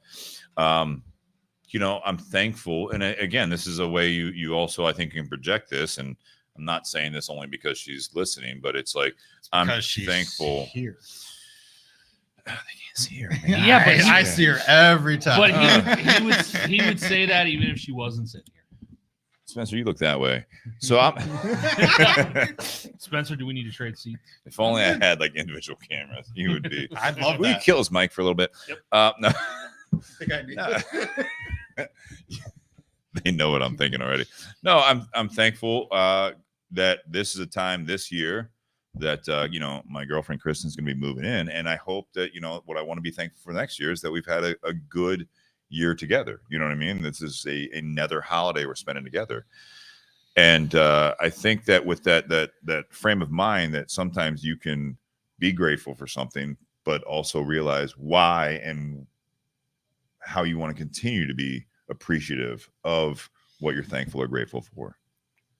Well, and I think in some of the more recent years, there's been a lot of people calling out the hypocrisy with, only in America do we have a holiday where we go around and we say what we're thankful for and stuff like that. And then the next day we're pushing, shoving, and fighting each other in order to be able to get a deal on a big screen TV or, some sort of electronics and As video games. Someone that works in retail, I'm thankful for that as well.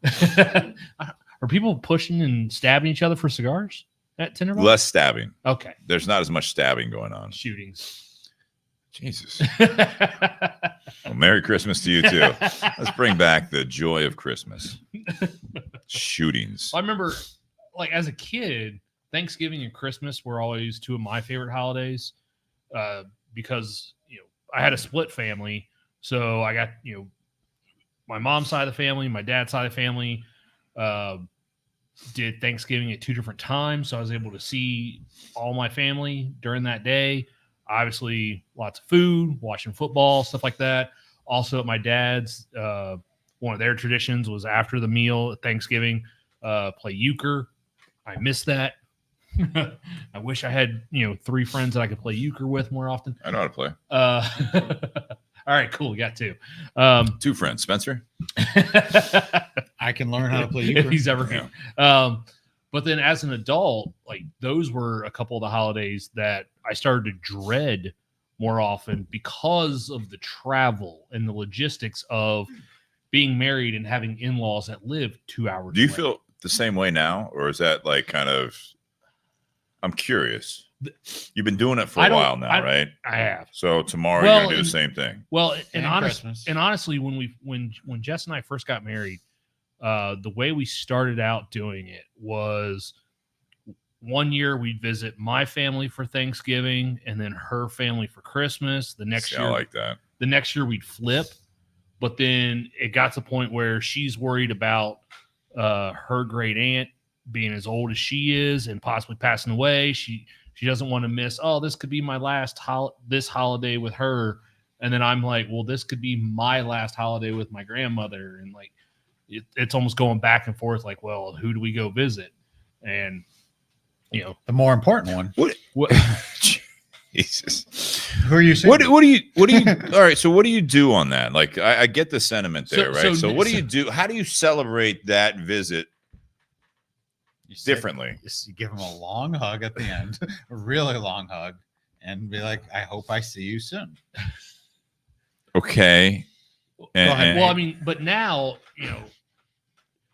the last several years, like we've tried to hit both sides, both her family and my family in some aspect. We might not hit everyone because, Jess is from a split family as well. Mm-hmm. So, but a lot of times on Thanksgiving, like some of her mom's family will actually come to her dad's family.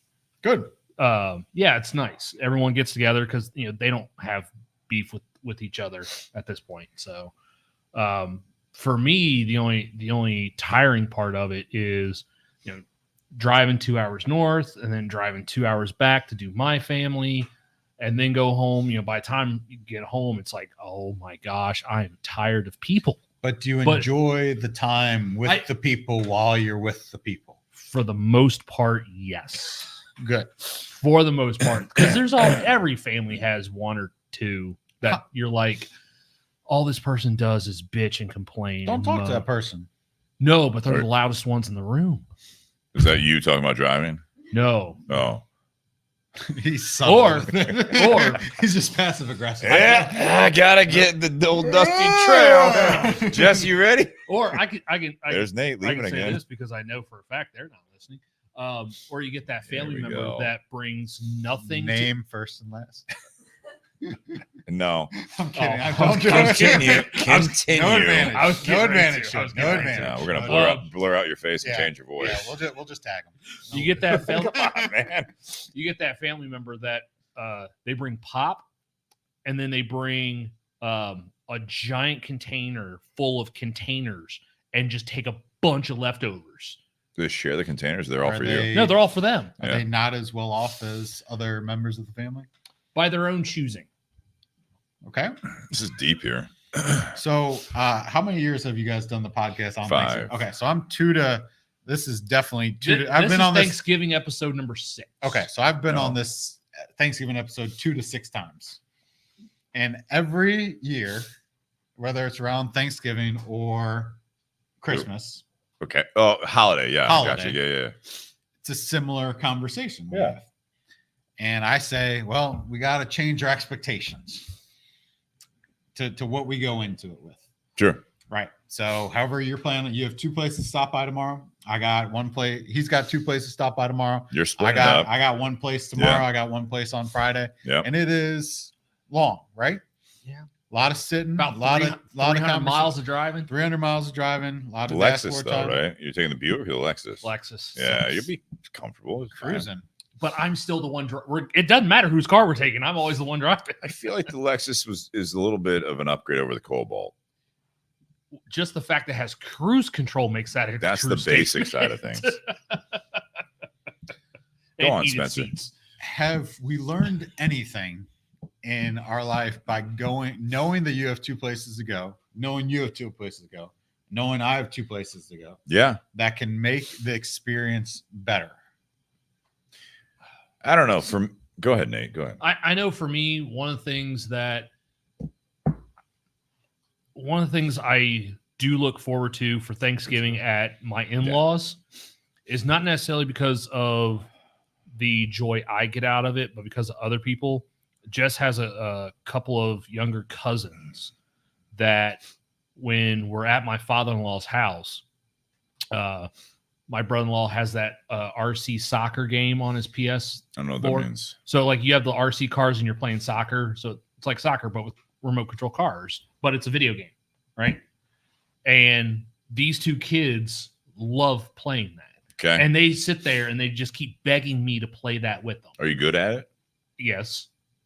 But No one likes a literally, bragger, but literally, that's the only time of the year I play it. And again, no one likes a bragger. and You're naturally good at a remote control soccer video game. but it's not about whether I like playing it or not. They get so much more joy playing it with me. Sure. So I don't do it because I want to play the game. I do it because they want to play the game with somebody. Do you win normally? We're on the same team. Oh, okay. and it all depends on how we line up. You know, sometimes I score, sometimes they Strategy, score. right? You know, Yeah. it's gotta, Whoever's got the dead center. have they shot- gotten better as they got older? Yes, That's good. one of them has. Ugh. The other one though, The good one. He's still a little schizo. So yeah, he's still playing at a lower level there. oh, there's our That's feed. right. Yeah, the old Thanksgiving I feed here. just am having a hard time, Steve. And you started this off on a not as positive note as I thought you were. Start this off. What, So I have learned a little Okay. bit. Yeah. So Thank you. Is it you just know that Friday is going to be a big day? You know that Saturday. no. I'm looking forward to tomorrow. It's funny, you know, it's You're not doing exactly what you want to do but no, I'm not. Those are your words. Tomorrow. So there's different parts to this, right? So right now, tomorrow is going to be a little bit of a new experience for me because I'm going over to my girlfriend's friend's place, and I know the parents, right? So I know everyone there for the most part. I'm looking forward to it. You know, I do look forward to a little bit more of my family tradition. I don't have the experience, you know. Again, Kristen's family is not local. We're trying to figure it out on how we can do that because she is a transplant here where it's tough with the Christmas holiday and my job versus her job. The peak seasons are different, right? Okay. Or what, you know, so to do like a Christmas visit to travel is very difficult for me. So that's something that her and I have had to and we'll continue to work on. But as far as like the Thanksgiving tradition, I still get a chance to do that. It's a day off for me that I appreciate. There was a day that I went with our buddy Wilk, and we went to the Bears Lions game years ago, and it, you know, I don't want to say it broke my mother's heart, but it's like when I told her I was going to the game on Thanksgiving, it's like, so you're not going to be there? I was like, no. I still look forward to those things. Like tomorrow, I'm looking forward to it, not just because it's a day off. I almost look at it in my career. It's something that I look at it as this is the last full day that there's no questions that were closed, right? For another about 5 weeks. So I'm looking forward to enjoying tomorrow. I enjoy doing this with you guys tonight, but I mean, it's spending time with Kristen. It's spending time with my family. It's enjoying it, and it's just being a little bit more laid back. Now, that being said, I will say that I am lucky to not be the one cooking a turkey dinner. got no responsibilities up to show up. For the most part, yeah. And Right. even like this morning, you know, Kristen was saying, you know, like, okay, we have, you know, because tomorrow's also my sister-in-law's birthday, and she got some gift cards that, you know, from us, and so she is that person that makes sure. But she was like, kind of like, all right, we got everything, got this, and this, and it's nice to be able to enjoy time. And I feel as though that I talk to a lot of people, acquaintance or people that I know really well, that they don't look forward to it for that classic thing that you're talking about. Have we learned anything? It's like, I got to do this, I got to do all this stuff. And it's like, if you don't like doing it, don't stop doing it or ask for help. We get lost in the hustle. And You know, it's like, you know, you ask someone, you know, if I asked my mom if she was hosting, or, you know, my brother's in-laws are hosting, this is the holiday, like I mentioned, that they like to host, it's, you offer help and they've got it. I hope that everyone gets to that point. And I do believe that the situation that the family I'm in, I think Kristen's learning this on that part. And I think she comes from a similar background where it's like, it is a lot of work for the people that are hosting, but I think so. Bob and Donna, my brother's in-laws, my sister-in-law's parents, they want to host because they attend other holidays with the family that it might be a lot of work. They got to clean their house. They got to do all this stuff. And it is a pain in the ass, you know, to a point, but they're doing it for a reason. It's not just for show. It's not just for this. They enjoy it. They want to do it. They want to host. They want people over at their home, and they're both retired now, but when they were working, it's like that adds even more to it. The people that are, you know, this is a holiday that there's a buildup to the holiday of work and getting, you know, a short work week and all that stuff that can be stressful, but you're also doing this stuff. You know, I am looking forward to the holiday tomorrow. The holiday season in the shop leading up to Christmas, it can be stressful. I find myself sometimes being more of the cheerleader in that stuff, where when I first started there, I didn't like doing it as much, especially when you miss out on other things during December, when your friends, like, we used to do gentleman's dinner and you're like, hey, can you do this, whatever Sunday night? I'm like, wow, or whatever the night was. And it's like, it was all based around my schedule, because being in retail, it's not as flexible to a lot of people. Like, again, Kristen, her business slows down between now and the end of the year. So there's a lot more where it's like, there's a little bit of that, like, not guilty feeling, but it's like, I wish I could do that. I wish I could spend a little bit more time. There was, my previous job in that career, it's like between Christmas and New Year's was not very busy because it was slowing down. It was wintertime, that was a lifetime ago. No, I know. I'm saying, like, so to your point, I have learned more from this. Yeah. It's not stressful. I'm not going to let these things stress me out.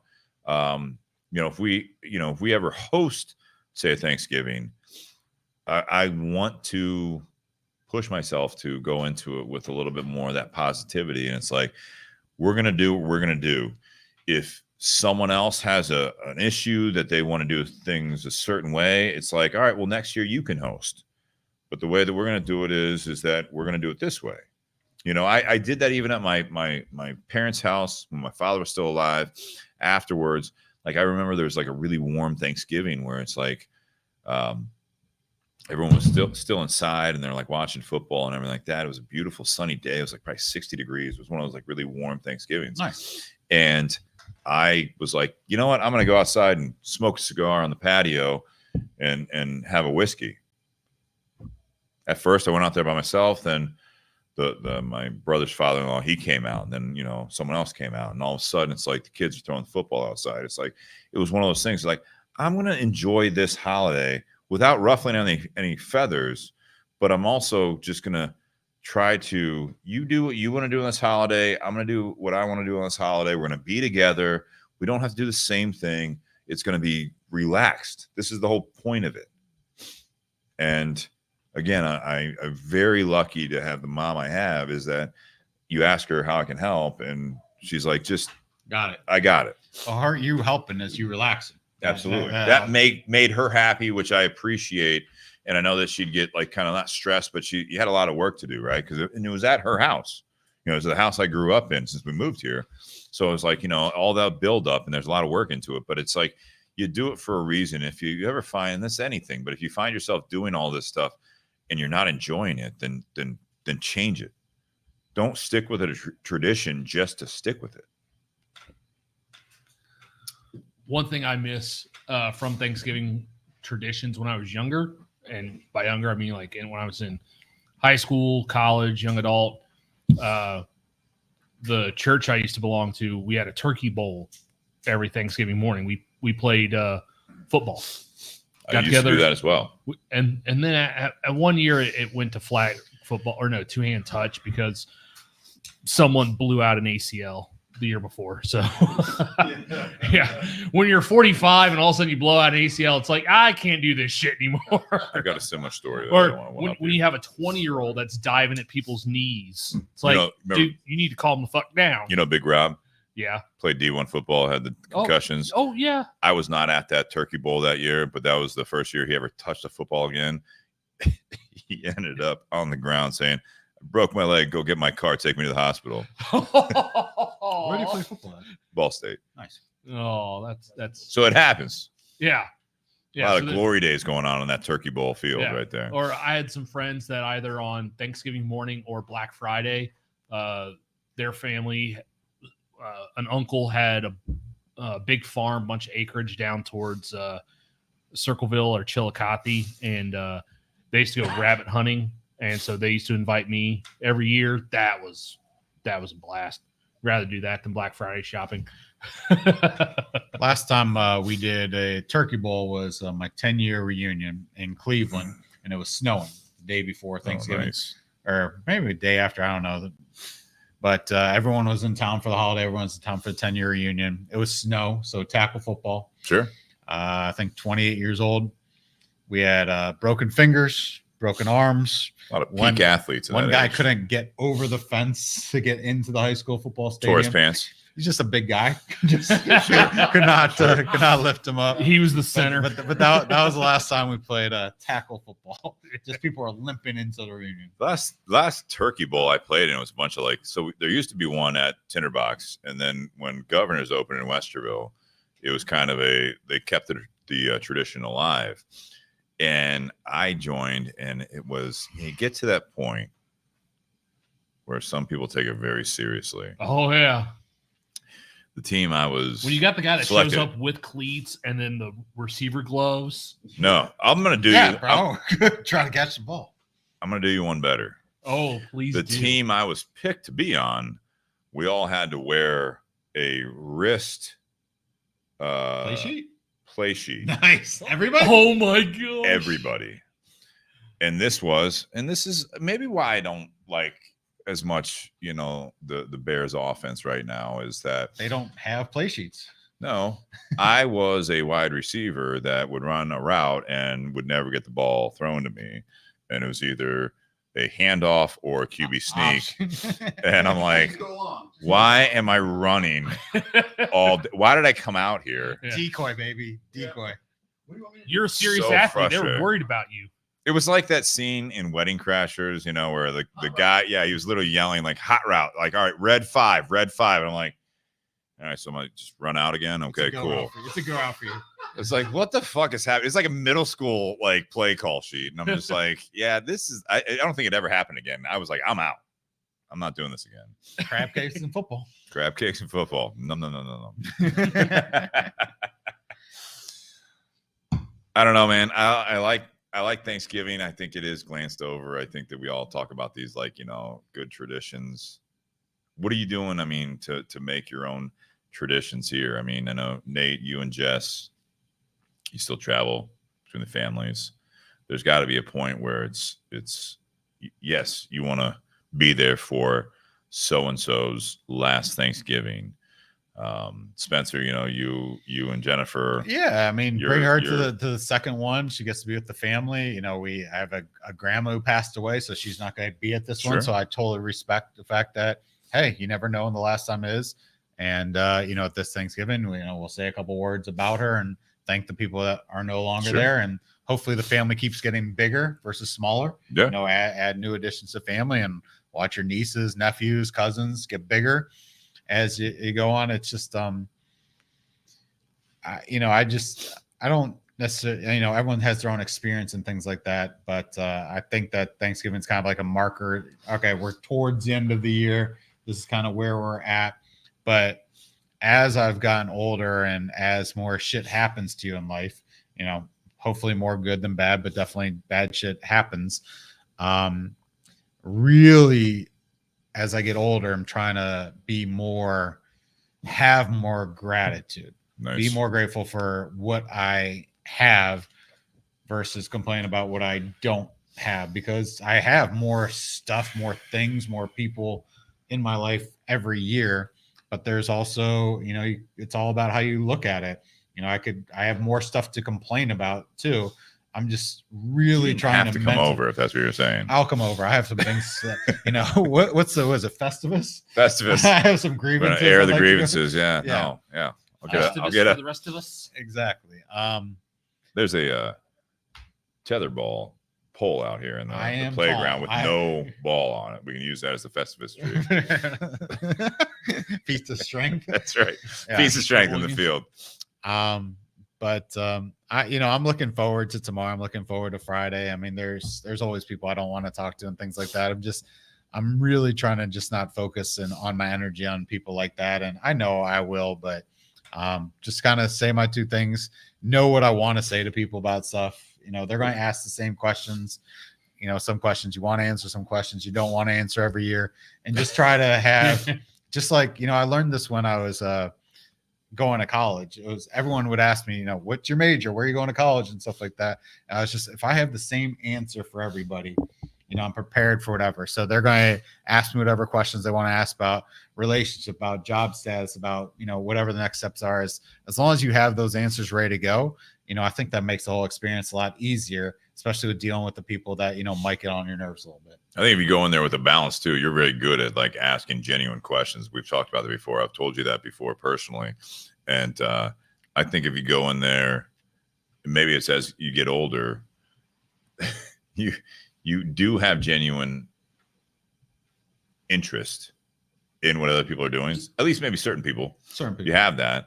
But you also, with a little bit of a filter, but a less of a filter that's like, I'm gonna tell you how I feel. I'm gonna tell you what it is. Like, you don't want to start a war or anything like that, but politics, religion, whatever. But it's like, you ask me a question, I'm gonna tell you.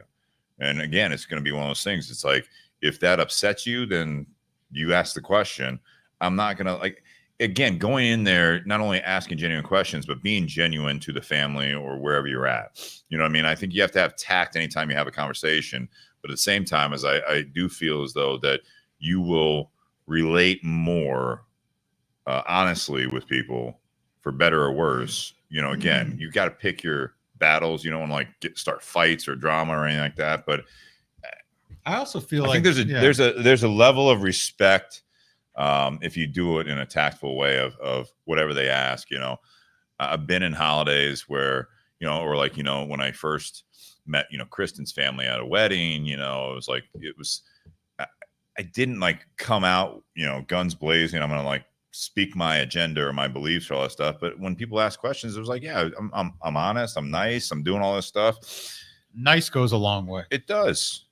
And it's funny, with her family, it's like, I get along with her dad. I get along with her, her mom, in the time we met, it was like in that kind of aftermath of COVID and stuff like that. It's like, if we didn't see eye to eye, if we didn't it would be a more difficult relationship for us. The fact that it was like, I was honest and I was, that way, I feel as though it's benefited my life from those holiday moments, whether it's a wedding, whether it's just a get together, whatever it might be, whether it be Thanksgiving or another holidays, you go into it. It's like, you got to be yourself. Because if you just sugarcoat everything, you're just trying to make everyone happy. It's just like anything else, any other interaction. If you just I've had friends, Nate, was it you that didn't drink at someone's house? Yeah. So for the longest, because I always had an issue with that, because it's like, you got to be yourself, but I get why you did it. No. Your grandmother's? No, I didn't drink. Well, this is back when I used to not drink, period. Okay. I didn't. So there was a time in my life where I didn't drink at all. I remember that one night. I'm sure you know. we didn't know each other. But no, I used to not drink at all. And I was at my dad's Christmas party, and they would stay up until 6 o'clock in the morning, drinking, playing games, who knows, whatever. I always look forward to the game time as family. That's what I always look forward to. One of my stepsisters came down on me for not drinking at all. And then it kind of hit a head when 13. And then it actually kind of hit a head when my family would actually lie to me about, well, yeah, time to go to bed. We're all tired. Everyone. And so I would go to bed, and then they would stay up for another 4 hours. They would try and get me to not be a part of it, so that way in their mind they could have their fun. I don't like that. You want, that's not cool. You all right? Yeah. Okay. He drinks now. I drink now. Now I'm cool. He's invited to late night family. Well, I mean, hell, I remember one time. Comes and starts pouring shots. Yeah, Fuck you guys. Happy holidays. Let's go. I'm up. Well, I remember one. Oh, you can't hang. Dirty stay out. No, I remember one time. Grandma's passed out again. My sister and brother-in-law were hosting a Halloween party, and they invited me to the party. There was a little bit of family there, a bunch of friends, and I knew all these people because I played volleyball with or against these people, or they were family. I knew almost everybody there. And at one point, my sister felt so uncomfortable having me there that instead of asking me to leave or telling me that she felt uncomfortable being there with me being there, she called my mom. Wait, what? She called our mother to have our mother call me to tell me that she wasn't comfortable with me being there and that I need to go home. communication is I need more important. background. I mean, How'd that transpire? Like, did you like? Are you not? Do you and your sister not get along? Is No, that the we do gist of get it? along. They just had You communicate? She didn't like your Not really. costume. No, I got that. It was a no. What had nothing to do with costume. I know. I think their mindset for the party the rest of the night was a little bit different than my idea of a Halloween party. Swinger I don't know stuff? if- Swinger nah, stuff? I don't want to. No, No, let don't him ask finish. these questions. Was there a punch bowl and keys? And, No, okay. there was not. Oh, we've lost you guys again. Sorry. That was so. It was Jeez. not that, but you're not that far off. Thank you. I don't. I think this year is like you ever the- been to Adam and Eve, Steve? it's Adam. It's Adam and Eve, not Adam and Steve. I haven't been to either. I think this year, My sister doesn't watch this either, so I wasn't talking about your sister. the world hasn't hit its tipping point yet. At least our U.S. world, right? Okay. That we're kind of through COVID. Election hasn't happened, so we are. I think we have a year of chill. Granted, there's some No. terrible stuff going on in the world. Yeah, and the year in the But U.S. I- is gonna just. Right, but tick I don't up, think though. I don't think that the political maybe it just hasn't hit that fever point yet where we've been in such conflict at holidays, or you could be in conflict. I think we got a year of okay, let's just relax until next Thanksgiving when shit's about to hit the That's fan. the one way or election another. time, though. Right. that's gonna be after Right. the election. I don't feel like there's going to be a lot of controversial conversations at this Thanksgiving.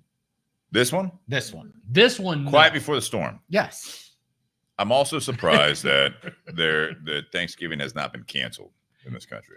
Oh, despite efforts. it might. No, I'm this is an honest thing. I mean, that's where I go back to. I'm thankful for, the kind of like with Christmas, the secular side of it, where it's more about It's the changed. meaning of the holiday, as opposed to what I was raised about. Again, the Pilgrims, Native Americans, and all that stuff. It's like I'm surprised. I'm happy that it hasn't been canceled, because they're in the next year. This is a holiday that I think has hopefully transitioned.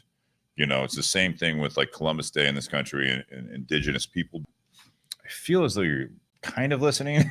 I mean, Columbus and right, Flavortown. exactly. Okay, I got you. There it is. Yeah, no, I think that this is something. It's like, what?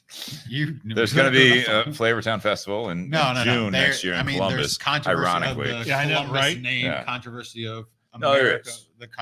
What And I'm happy that the message of the holiday has stayed a little bit above board and not necessarily the historical side of it. I when Nate brought that up about this being like the most recognized holiday right now, it surprised me, but it is. It's kind of become a more secular. It's a little bit of more inclusive. It includes more- everybody. it should. That was the message that even with the traditional Pilgrims and at the time called Indians, that was the whole thing, is that everyone came to the same table, the harvest, all that stuff. That was the message that was presented, and the historical facts beyond that, sadly, but also in a nice way, we're kind of left behind as a kid growing up, learning this holiday. It's like, this is a time to give thanks. I don't know what's going to happen the next year. I think, this Thanksgiving might be the quiet before the storm, because this is a calendar year before you get into that, Presidential election. so, and it's going to get really, really interesting going forward, not to get into it a whole lot, but I mean, a lot of people don't know that, being in retail, that, this Friday, there's already at Easton, there is an organization that will be organizing a protest at different points in Columbus and all over, that it's going to try to disrupt the capitalism thing. It's going to be right at the corner, right near our shop at Easton. And I don't know how big it's going to be. What are they protesting? So it's about the Middle East. Oh, So they're going to be doing that, but their whole point is to disrupt the capitalist agenda of Black Friday. Well, it's private property, so they can always be kicked off. It's the office buildings right Oh. nearby. So, anyways, it's any way you spin it, there's Okay. always something going on. I think so that how much mental energy are you willing to give that? No, for me, it's like I said, I think it's not being calloused. I think I'm looking forward to this holiday. I'm looking forward to the holiday season. I hope that people want to support local business. I think that I hope that people want to, between Thanksgiving and Christmas, they want to go experience everything that people watch on like Netflix and all that stuff about getting out and enjoying family, enjoying going shopping, going out, seeing the And lights, we didn't have that for a couple all of that years, too. bullshit, that before that is a blessing from the COVID years, is that it did bring people back out. They realized that they were being very short-minded and closed-minded, that they don't want to get out. They don't want to be around people. I get being annoyed with people and traffic and all that stuff every day. I deal with that stuff. And, working with the public, I deal with that all the time, but it's like, I still think there's a lot of benefit to getting out and experiencing that. Imagine your childhood where your family didn't go out and all I did was shop on Amazon. What's your childhood? What are your experiences? I agree. Did you go sledding? Did you go out? I'm not saying you have to like do this whole Black Friday thing and like go at 3 a.m., but it's like, did you go out and look at Christmas lights? Do you have the memories of going to the mall and seeing these, like as a child, things you wanted, like for gifts, no matter what you celebrate, Hanukkah, Christmas, whatever, I don't know if you had the same experiences as that you still went out and you still wanted a video game system. You still wanted toys. Absolutely. No matter but it was like, it was shoved in your face. You could look at it as a negative thing of the capitalist society side of it. But I look at it as like the other side of it now is that all like a 12-year-old can just pull up Amazon and just be like, that's your experience right now is just doing that. It's the same thing. People are shoving stuff. Now it's with algorithms. Before it was like experiences. That scene, like in Big with Tom Hanks, you go to that toy store Piano? and it's the big kid, he's grown up, but it's like he has that honest, genuine kind of like, He's still a kid at heart. that joy, the experiences, and it's all new. If your only new thing is literally watching YouTube videos or doing this stuff, it's like, that sucks, man. That's not fun. That's not an inclusive type of upbringing that I feel as though that we went back to, that people wanted to walk around and see the window shopping. They wanted to see that. They wanted to be out in the cold weather. You don't want to be, but you wanted to be out there. You know what I mean? You bundle up, you get out, you do all that stuff. Well, and It's about experiences. I think that really happened. We saw that, especially at Easton. We saw that there towards the tail end, towards the Pass the turkey, will you? Thanksgiving of Thanks for bringing the 2020 turkey, and Nate. especially 2021. It's the spot. We even saw that a lot more. Like, Like the dark meat. you saw leading up to the COVID years, you had a lot of people doing online shopping and stuff like that. And then all of a sudden COVID happens, and we saw that 2020 and 2021, like Easton seemed like it was getting busier than what it had been like a couple years before, because people felt like they had been forced to be cooped up all that time before that. And so they're like, fuck, I'm going back out. And so they started shopping local more. They started going out more. Instead of buying things on Amazon, they were actually going and seeing a product and going home with that product in their hand, because they realized like there was something missing about that social connection. You don't force that? COVID? Because of that, though, shipping delays. Oh yeah. When all of a sudden people would go and they like, yeah, we like right now, if you wanted to buy something on Amazon, guaranteed shipping by January 3rd. Yeah, exactly. And you're like, well, no, I need this now. Like, yeah, I mean, there were so many of the online retailers like, yeah, we can take your order, but can't guarantee it's going to get there in the next 4 weeks. So people are like, well, screw that. I'll take my chance. I'll go outside and deal with the traffic in order to be able to know I'm going to have it when I need it. Favorite Thanksgiving food?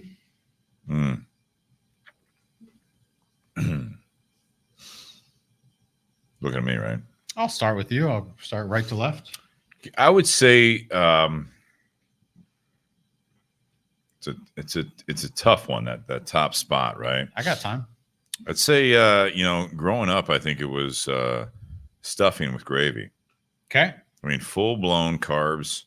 Organic, gluten free. Didn't exist when I was a child. Not a thing. No, it was Everyone could eat stovetop.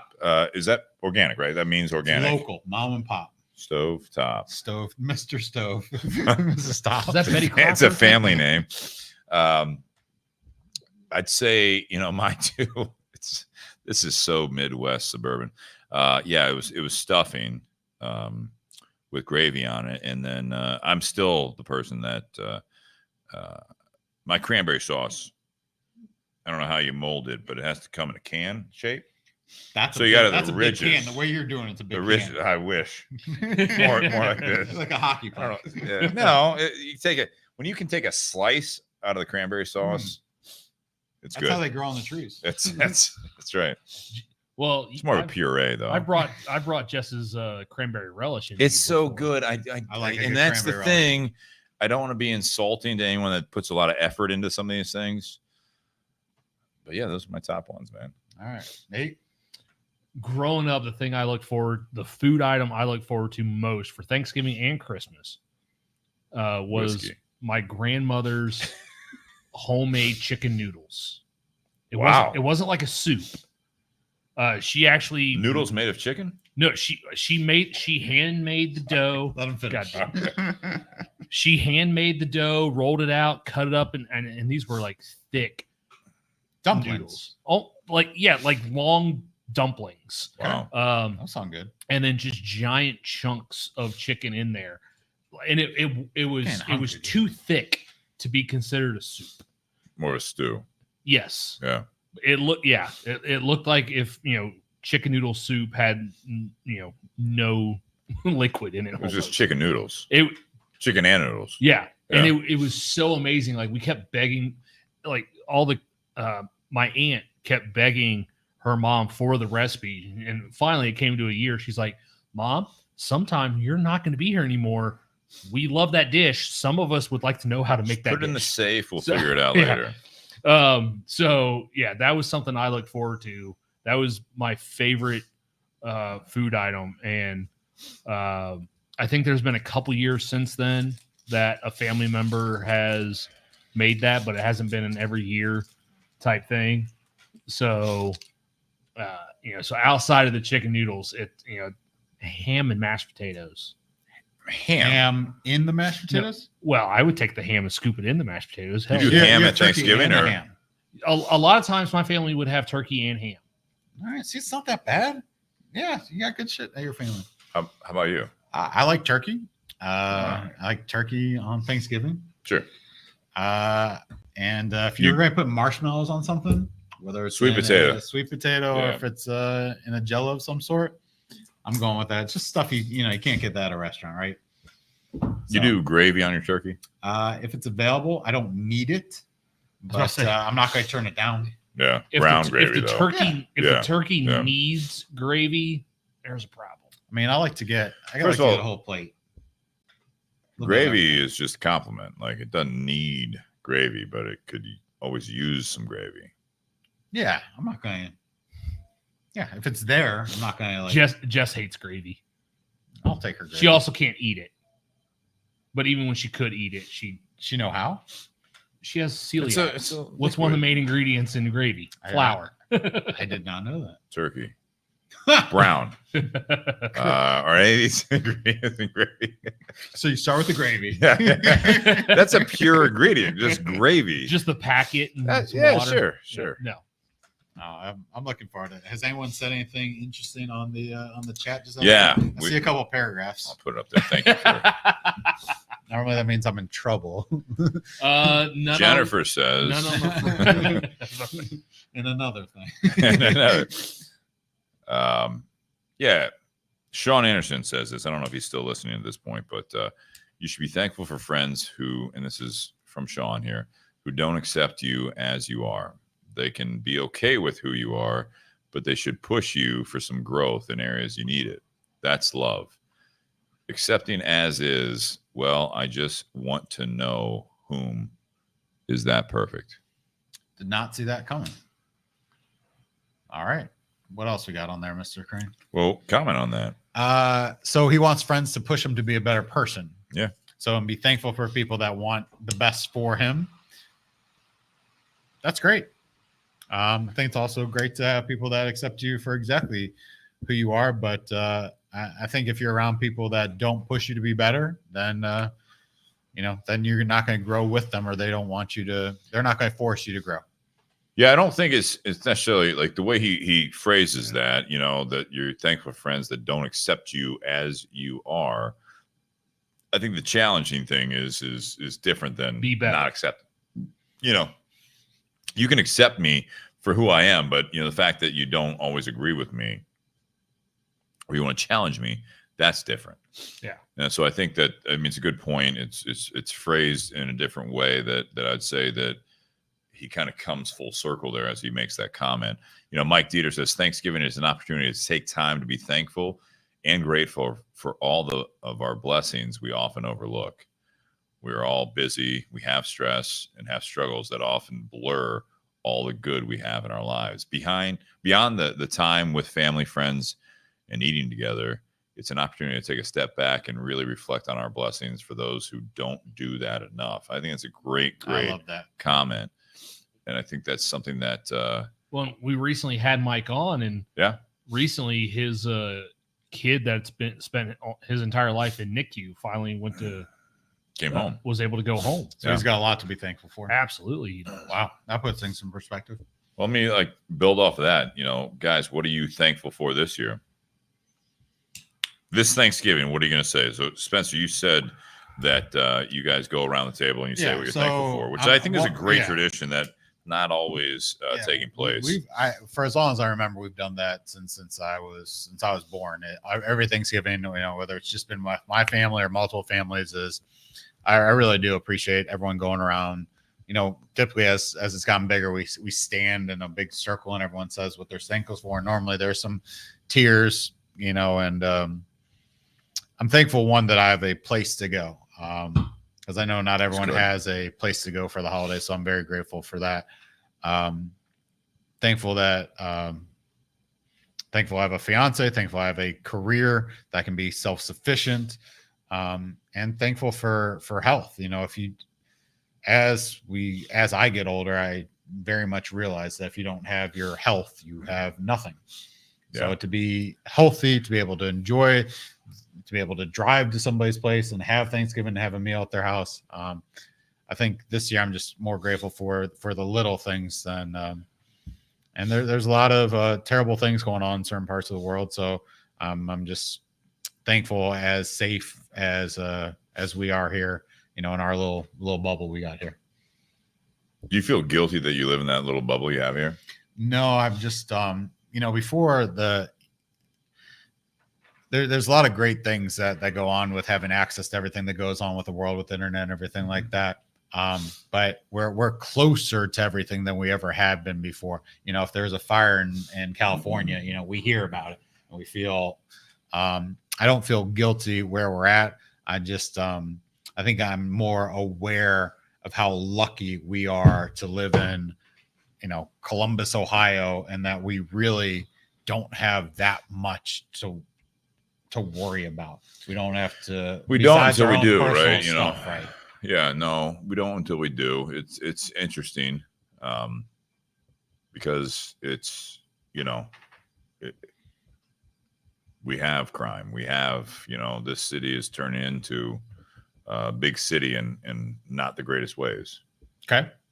So I get what you're saying. I'm not trying to take away from that, but it's like we do live in a bubble, but that bubble gets smaller and smaller as time goes on because of the things that you hear about, right? I think having antennas up and stuff like that, of just trying not to live in as much, be aware of the fear, but try not to let the fear take over my life, I guess. Yeah, I think there's a little bit for me. And have more empathy for people that are in shittier situations. You have the empathy, you have the awareness, you have hopefully the tact of how you handle, conversations with people you are close to, people you're not close to. But I also don't Don't let it rule your life. That's the biggest part of it. You get to Thanksgiving. I will say this, that there are a lot of people, I feel like, in this country that celebrate Thanksgiving just because you're in this country, right? Ray Cheshire's, commenting out there that he was even had a comment before there. Does he celebrate Thanksgiving at all? No. Just No, and he made a comment, about, I think I took it as like kind of the what happened on Thanksgiving originally, that whole thing, you know what I mean? Like kind of the not positive outlook on that, because it is an American holiday. But I think that it's, if you get to say you're in this, like, you can't even celebrate Thanksgiving because of all the bad things going on in the world, you are belittling and you are negating and you don't appreciate the good things happening in your life. And I can appreciate to a point that people are concerned with the things going on in the world, the bad things, and you have a level. That's why I said you feel guilty celebrating Thanksgiving and having those family moments. And it is a little bit of a focus on you and your immediate circle. But I've said it before, if you're more concerned about strangers you've never met and you don't appreciate the people that are in your life, there's a whole new level of sickness going on there that I think that you will possibly not only drive yourself nuts, but you're going to alienate the people that care about you, that you said you care about, but you care about people across the world that you've never met before. And I can appreciate that heart that you have for people in the world, but you got to take care of your home first. And you have to appreciate what you have. Because you're going to, because, it's like, oh, we're not celebrating Thanksgiving this year because there's so many bad things going on in the world. It's like, all right, well, what are you going to do? Are you going to fly? Are you going to go there? Are you going to do something? Okay, you donate to charity, you donate to whatever the cause is, you post some things, but all you're going to do is not appreciate what you have in this world. And ironically enough, you want those people to have what you have in this world. A little bit of peace at home, the opportunity to celebrate a holiday. I think it's are they doing it because they want the attention for that? Well, that's or are they doing it because they actually truly feel that way? And it's tough to know what people's real intentions are sometimes. Well, sometimes it's muddied waters, but I think that at the same time, if you can't celebrate a holiday, like, again, this is not necessarily a religious holiday, so sometimes that's looked down on. But I think that Thanksgiving is what we've talked about tonight. There is an opportunity to reflect on giving thanks for what you have, for the world around you. And again, I don't want to stand here not appreciating what's going on in the world, but, and this is going to piss off some people that are listening possibly. Thank God. Go ahead. But something fun here. I am thankful that we are here in this garage right before holiday that I'm going to hopefully spend with family. And you guys talk about that you don't know when the last holiday that you're going to have with certain family member. That's a legit emotion. It doesn't necessarily stack up with parts of the world that are in war right now or that are in different economic circumstances. But I will say that the countries I've been to, and like, when I was in Cuba, the people that, like, from the outside looking in, I'm like, man, it's a rough life. They appreciated family. They appreciated the opportunities they were given that day. They were appreciating that. It's amazing the dynamic change of when things are good and you have a level of guilt that you can't even give thanks for what you have because you're so concerned about other people's lives. But when I've met people that are in different circumstances than I'm in, they care about people. They care about the people around them. It's so much more important. So if you can find a balance between those two things where it's like, yeah, you can appreciate and you can do something for things that you believe in to help. Hopefully you intertwine that with appreciating what you have and the people around you. It's amazing when you visit people in a different community, either domestic or international, that don't have the things that you have. Because there's a lot of people, I think, get so consumed with things that they ignore people, or people take a back seat. So when you go and visit other communities who don't have all the things, people is what they have. Absolutely. That's a And good so point. people is what they value instead of the things. And, I think a lot of us, first world problems, we value a lot of things, stuff, materials, things that, if had a TV that went out in the house, like, oh darn, a TV went out. Other people are like, okay, TVs are cool, but I'd be more sad if I had, if I lost a family member this time of year. We talked about it last week. I mean, geez, that's. Well, I mean, it kind of ties in a little bit to last week. Like, I mean, Depending on who. well, I say it because Yeah. we talked about someone in the local cigar community last week who lost their life, and at that same shop, that person passes away, a week before Thanksgiving, and that same shop lost one of their best customers, the week or like 2 days after Thanksgiving. So there's a lot of people just in that shop's community that this time of year is kind of a sad time of year because they've had so much loss. And it's unfortunately it took some events like that for those people to appreciate the community that they were around. Yeah.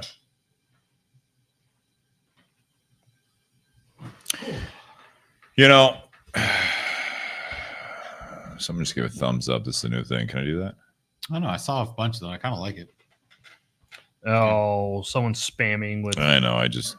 Mark Christian, go fuck yourself out there. Happy Thanksgiving. Yeah. Happy Thanksgiving. You're cool. Yeah. Poor comment.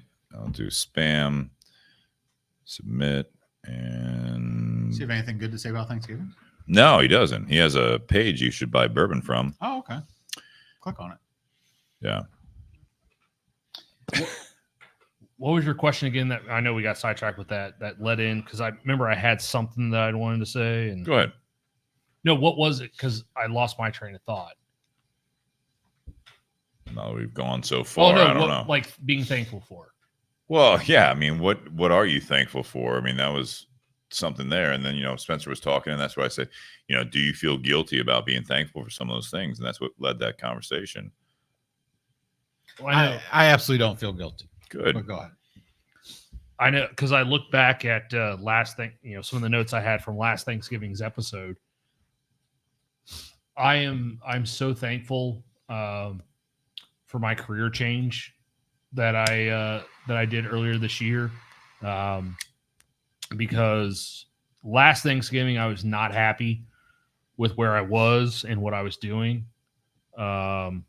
Jesus criminy. And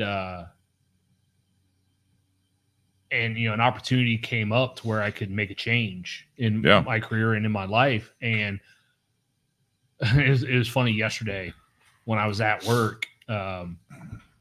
My boss actually said something about, you do realize that if Jess didn't work here, I probably, you probably wouldn't be here either. And I was like, yeah, I realize that. I think, I told him, I was like, yeah, there are times where I thought about the only reason why you actually gave me an interview and gave me a chance was, because she worked here. And I was like, now, does that mean if she quits that I get fired too? And he goes, no, not at all.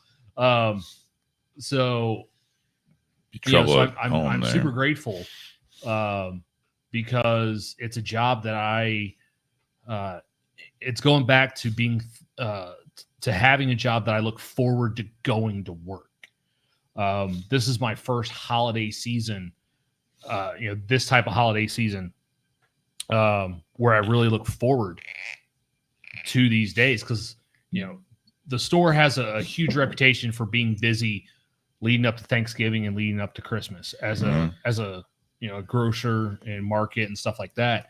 And us being a wine and liquor retail right in the middle of it,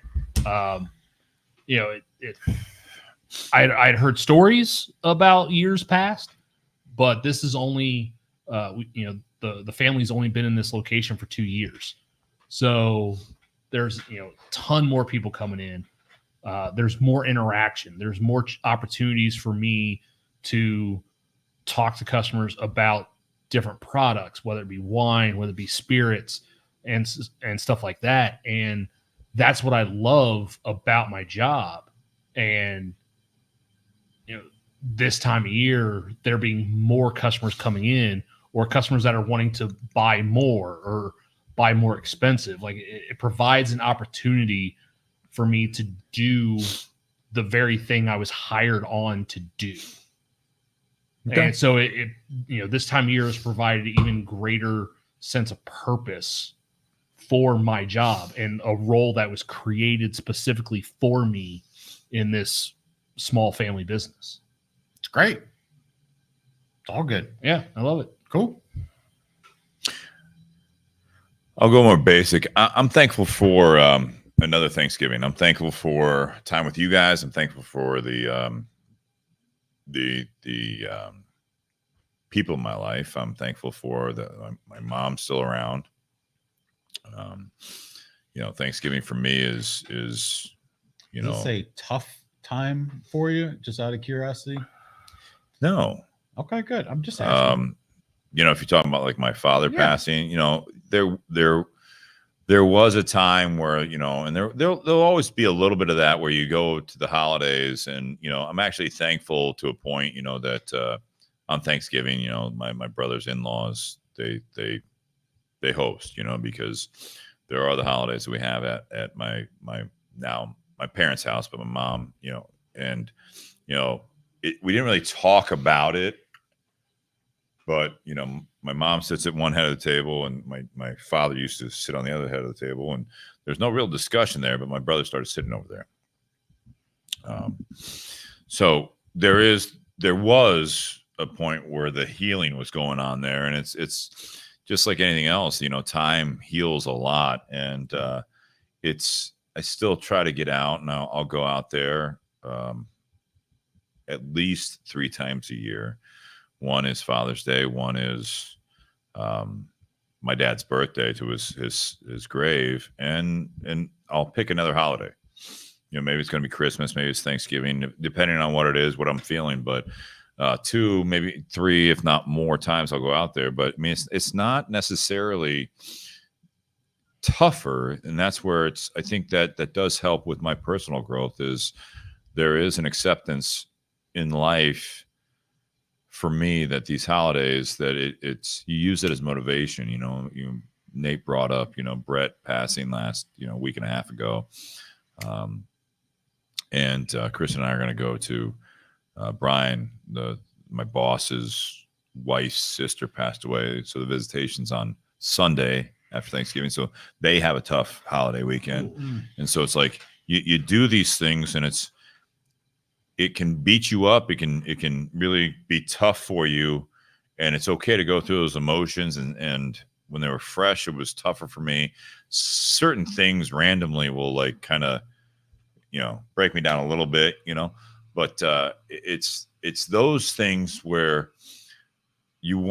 I want to use those as a little bit motivation, where I know that now that I'm past 40, that just factually I'm on the back half of my life, right? And you don't like to think that, but thinking that gives you almost more motivation. Not that you can die anytime, you're 20 years old, do all this stuff, but it's like you're not invincible. You feel good now, hopefully, but it's one of those things is that you want to be thankful for the time that you have, and the time you have with other people, and the experiences and the stressful moments.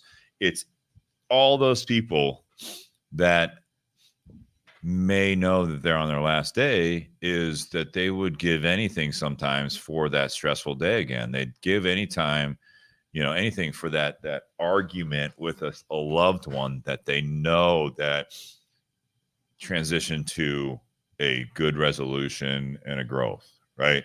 So I think that's my big thing there is that all of these things is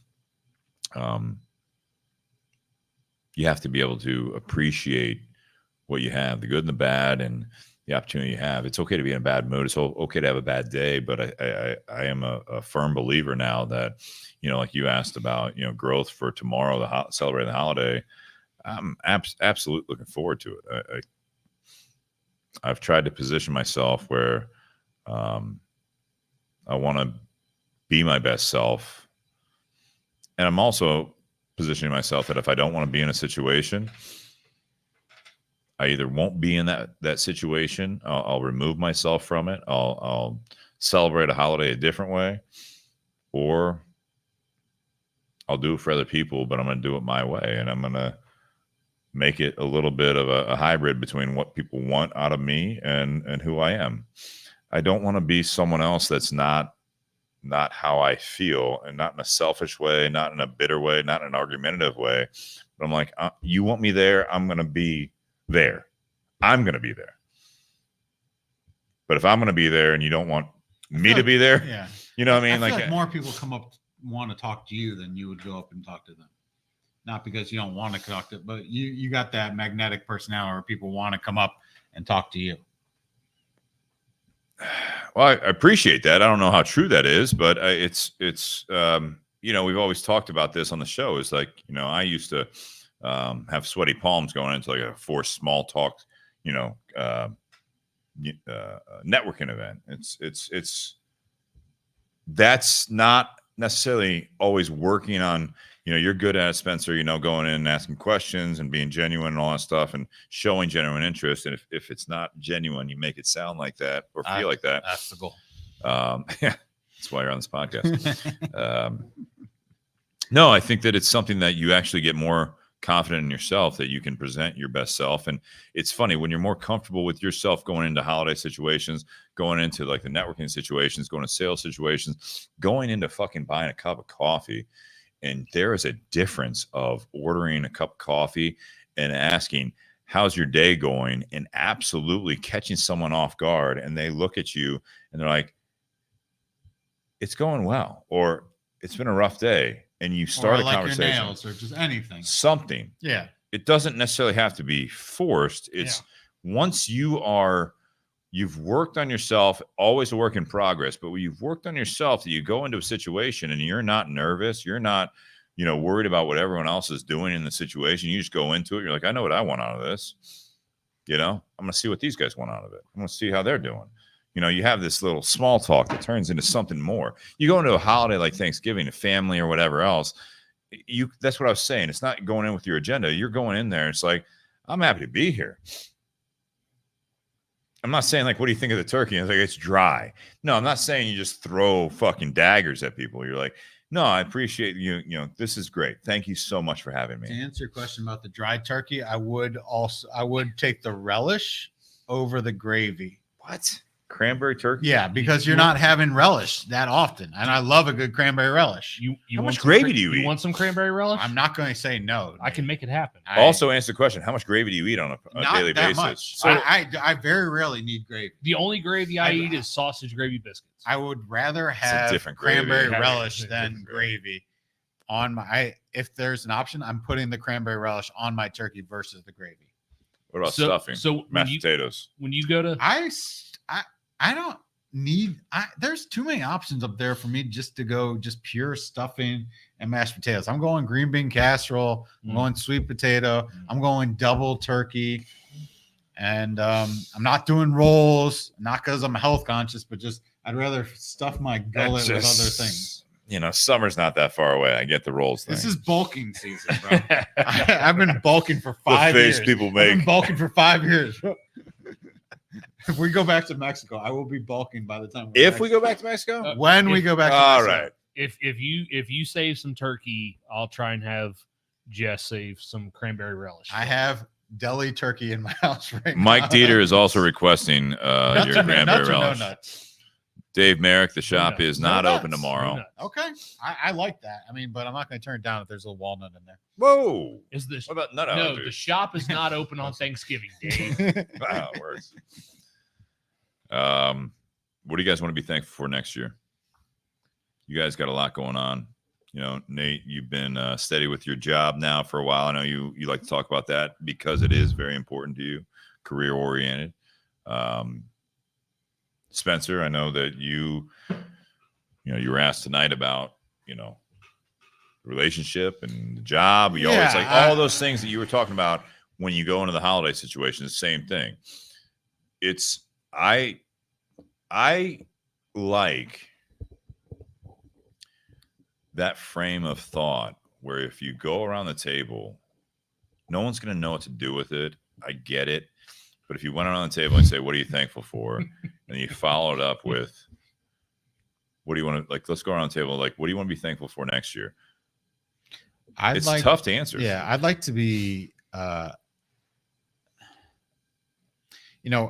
Steve, Kristen is moving in. So that presents a lot of joy and a lot of growth in your relationship. And then it's also going to present challenges that you may or may not know are happening. I'd like to be better at my relationship just in general, just conflict resolution, just be a better partner in general next year than this year. I don't know what that looks like, but I know that there's the opportunity for growth in that area. Career wise, like to continue on, growing my personal business. Family wise, I'd like, Nate, you've lost a parent. No. Yes. My stepfather passed away. Sorry. Yeah. My stepfather passed away in May of 2020. Right. And you've lost a dad. My parents are getting older. And every time I see my parents, they're in their 70s, they get older every time you see them. And it goes quick. So I want to be not appreciate them or anything like that, but just enjoy the time that I have with them. Make every interaction I have with the people that, you may not see again or you don't know, just make those interactions more meaningful. I'm very good at the small talk, very good at the, how's the weather talk and stuff like that.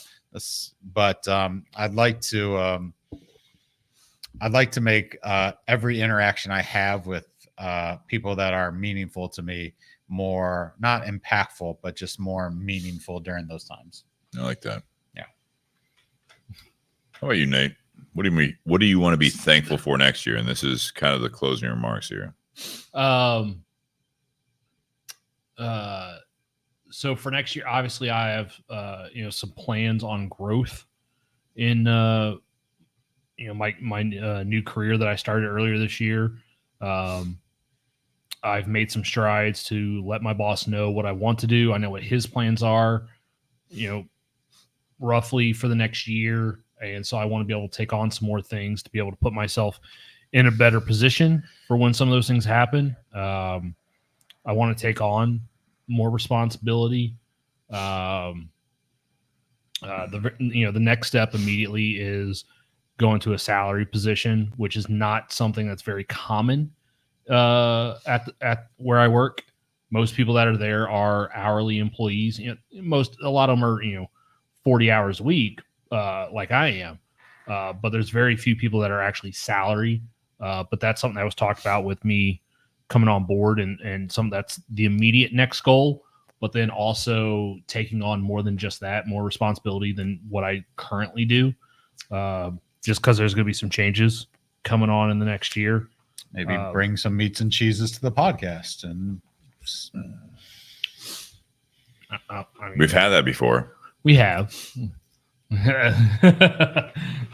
It's easier to do when it's someone providing it out of their own business. I still have to buy that shit. Patreon. We'll figure it out. Venmo at Bourbon and BS. For a charcuterie board. For our Christmas episode or whatever. Immediately that's the next thing. There's been some other changes that have happened over the course of last year. It was a year and a half ago that my mother-in-law moved in with us.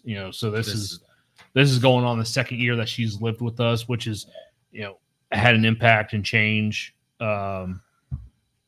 in our household and just that family dynamic. And the vast majority of it's been for the positive. So hope stuff like that continues. Spencer, you talked about, being thankful for those because you may not. You brought up my stepdad passing. and I actually pulled up because I saved screenshots of it right before he passed away. I was sitting on my back patio, was having a cigar, I was having a drink, and I knew it was coming to an end with his time here, and he was someone who meant a lot to me even before he was my stepfather. And I had texted him. It was less than 2 weeks before he passed. I had texted him, I hope you're having a good day. I wanted to thank you for everything you've done for my family during the last 30 years, from baptizing me and my father to giving me the birds and the bees talk and improving my mother's days. You've been a great influence on me and who I am. And shortly after I sent that, my mom texted me back that after I texted that to him, he got up, took his walker, went to his closet,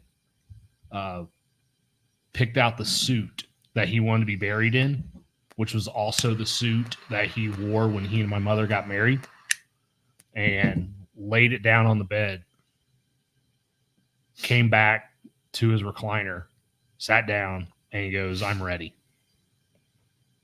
And I can only hope that I have that kind of impact on someone else. I like that. Steve, if you don't mind topping that. It's not about topping. No, I'll take a different angle. Like what I want to be thankful for next That's year. amazing, man. No, I appreciate you sharing that too. Spencer asked, what have we learned being on this, for a while now, doing these Thanksgiving episodes along with all the other episodes in between, right? And I'm not always positive, but I definitely have worked on trying not to let the obstacles or the hard times in life break me. And the first Thanksgiving without my father was tough. You know what I mean? I've been through divorce. I've lost jobs. I've been through breakups. I've, had ups and downs. I've moved. I've done things on my own. I've done things with the support of others always. I want to be thankful for next year is that I've continued to grow. I have a lot of faith or whatever you want to call it that next year, Chris and I are going to be even better, stronger, You will be. I'm just saying, that's what I want to be thankful for next year is that there's this consistency that isn't taken for granted. There's a lot of hard work. We're still doing the show. There's a balance in my life. You brought up her moving in, and I'm looking forward to making, for the time being, this our home, which means you guys have to leave sooner on Wednesday nights. Shh. Go ahead. But I look at these things as I feel for the people that are in my life that are going through shit all the time, that are struggling, and I'm always amazed by the people that it's actually really happening to, physical things, actual losses of people that they have known their entire life, medical issues. There are people that I know, one's in this garage, and there's another specific person that I can think of that we're going to support on Sunday, that are the most positive people that I've met.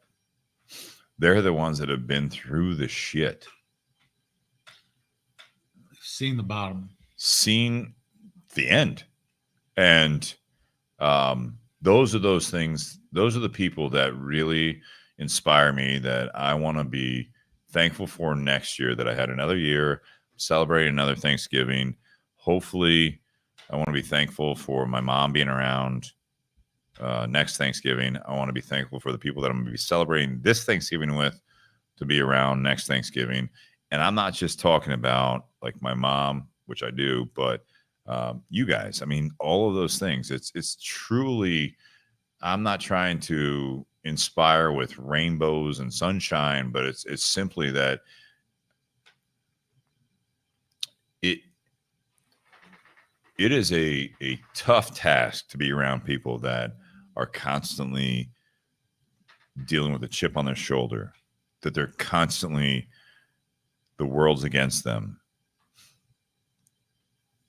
I look at next year, I want to be thankful for not only that I've had a good year, that the people that I care about have had a good year. They're around, they're doing well. I know this is like a Hallmark card here, but it's just truly, I am thankful that I'm in the Midwest in the US, that I work in this job that I have, that we can on a Wednesday night in my house, drink whiskey, talk about stuff, talk about like we're literally like talking about how to celebrate a holiday and really like analyzing that while we smoke a cigar and drink some whiskey among friends and we all leave here tonight and we celebrate with family. I mean, that, dude, I hope to be doing that next year. And I hope that maybe next year we have a little bit more lighthearted Thanksgiving episode. Because, you know, Spencer, you brought that up. You know, the first part was a little, I don't know. This year it's felt different. And maybe it is because there's not as much, like there's no election. There's no, you know, it's coming. And I think we all sense that in this country that this next year is going to be another tough one. And I hope next year I can be thankful for the fact that we're not in war. We're not going to be in a civil war again, in a sense of either be political or violently. Next year I want to be thankful for a good home base. I think my family and Kristen and her family and all you guys in the garage and all you guys out there listening to the chosen show. family. Yeah, absolutely. So guys, happy Whiskey Wednesday. Happy Thanksgiving.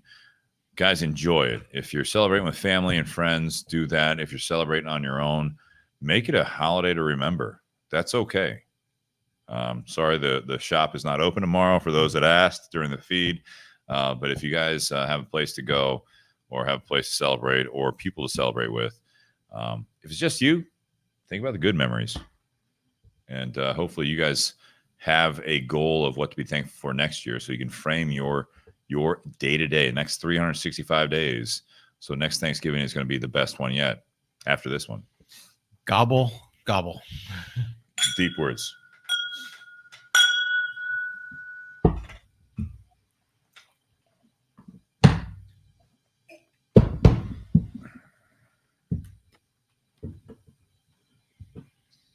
Cleared this place out.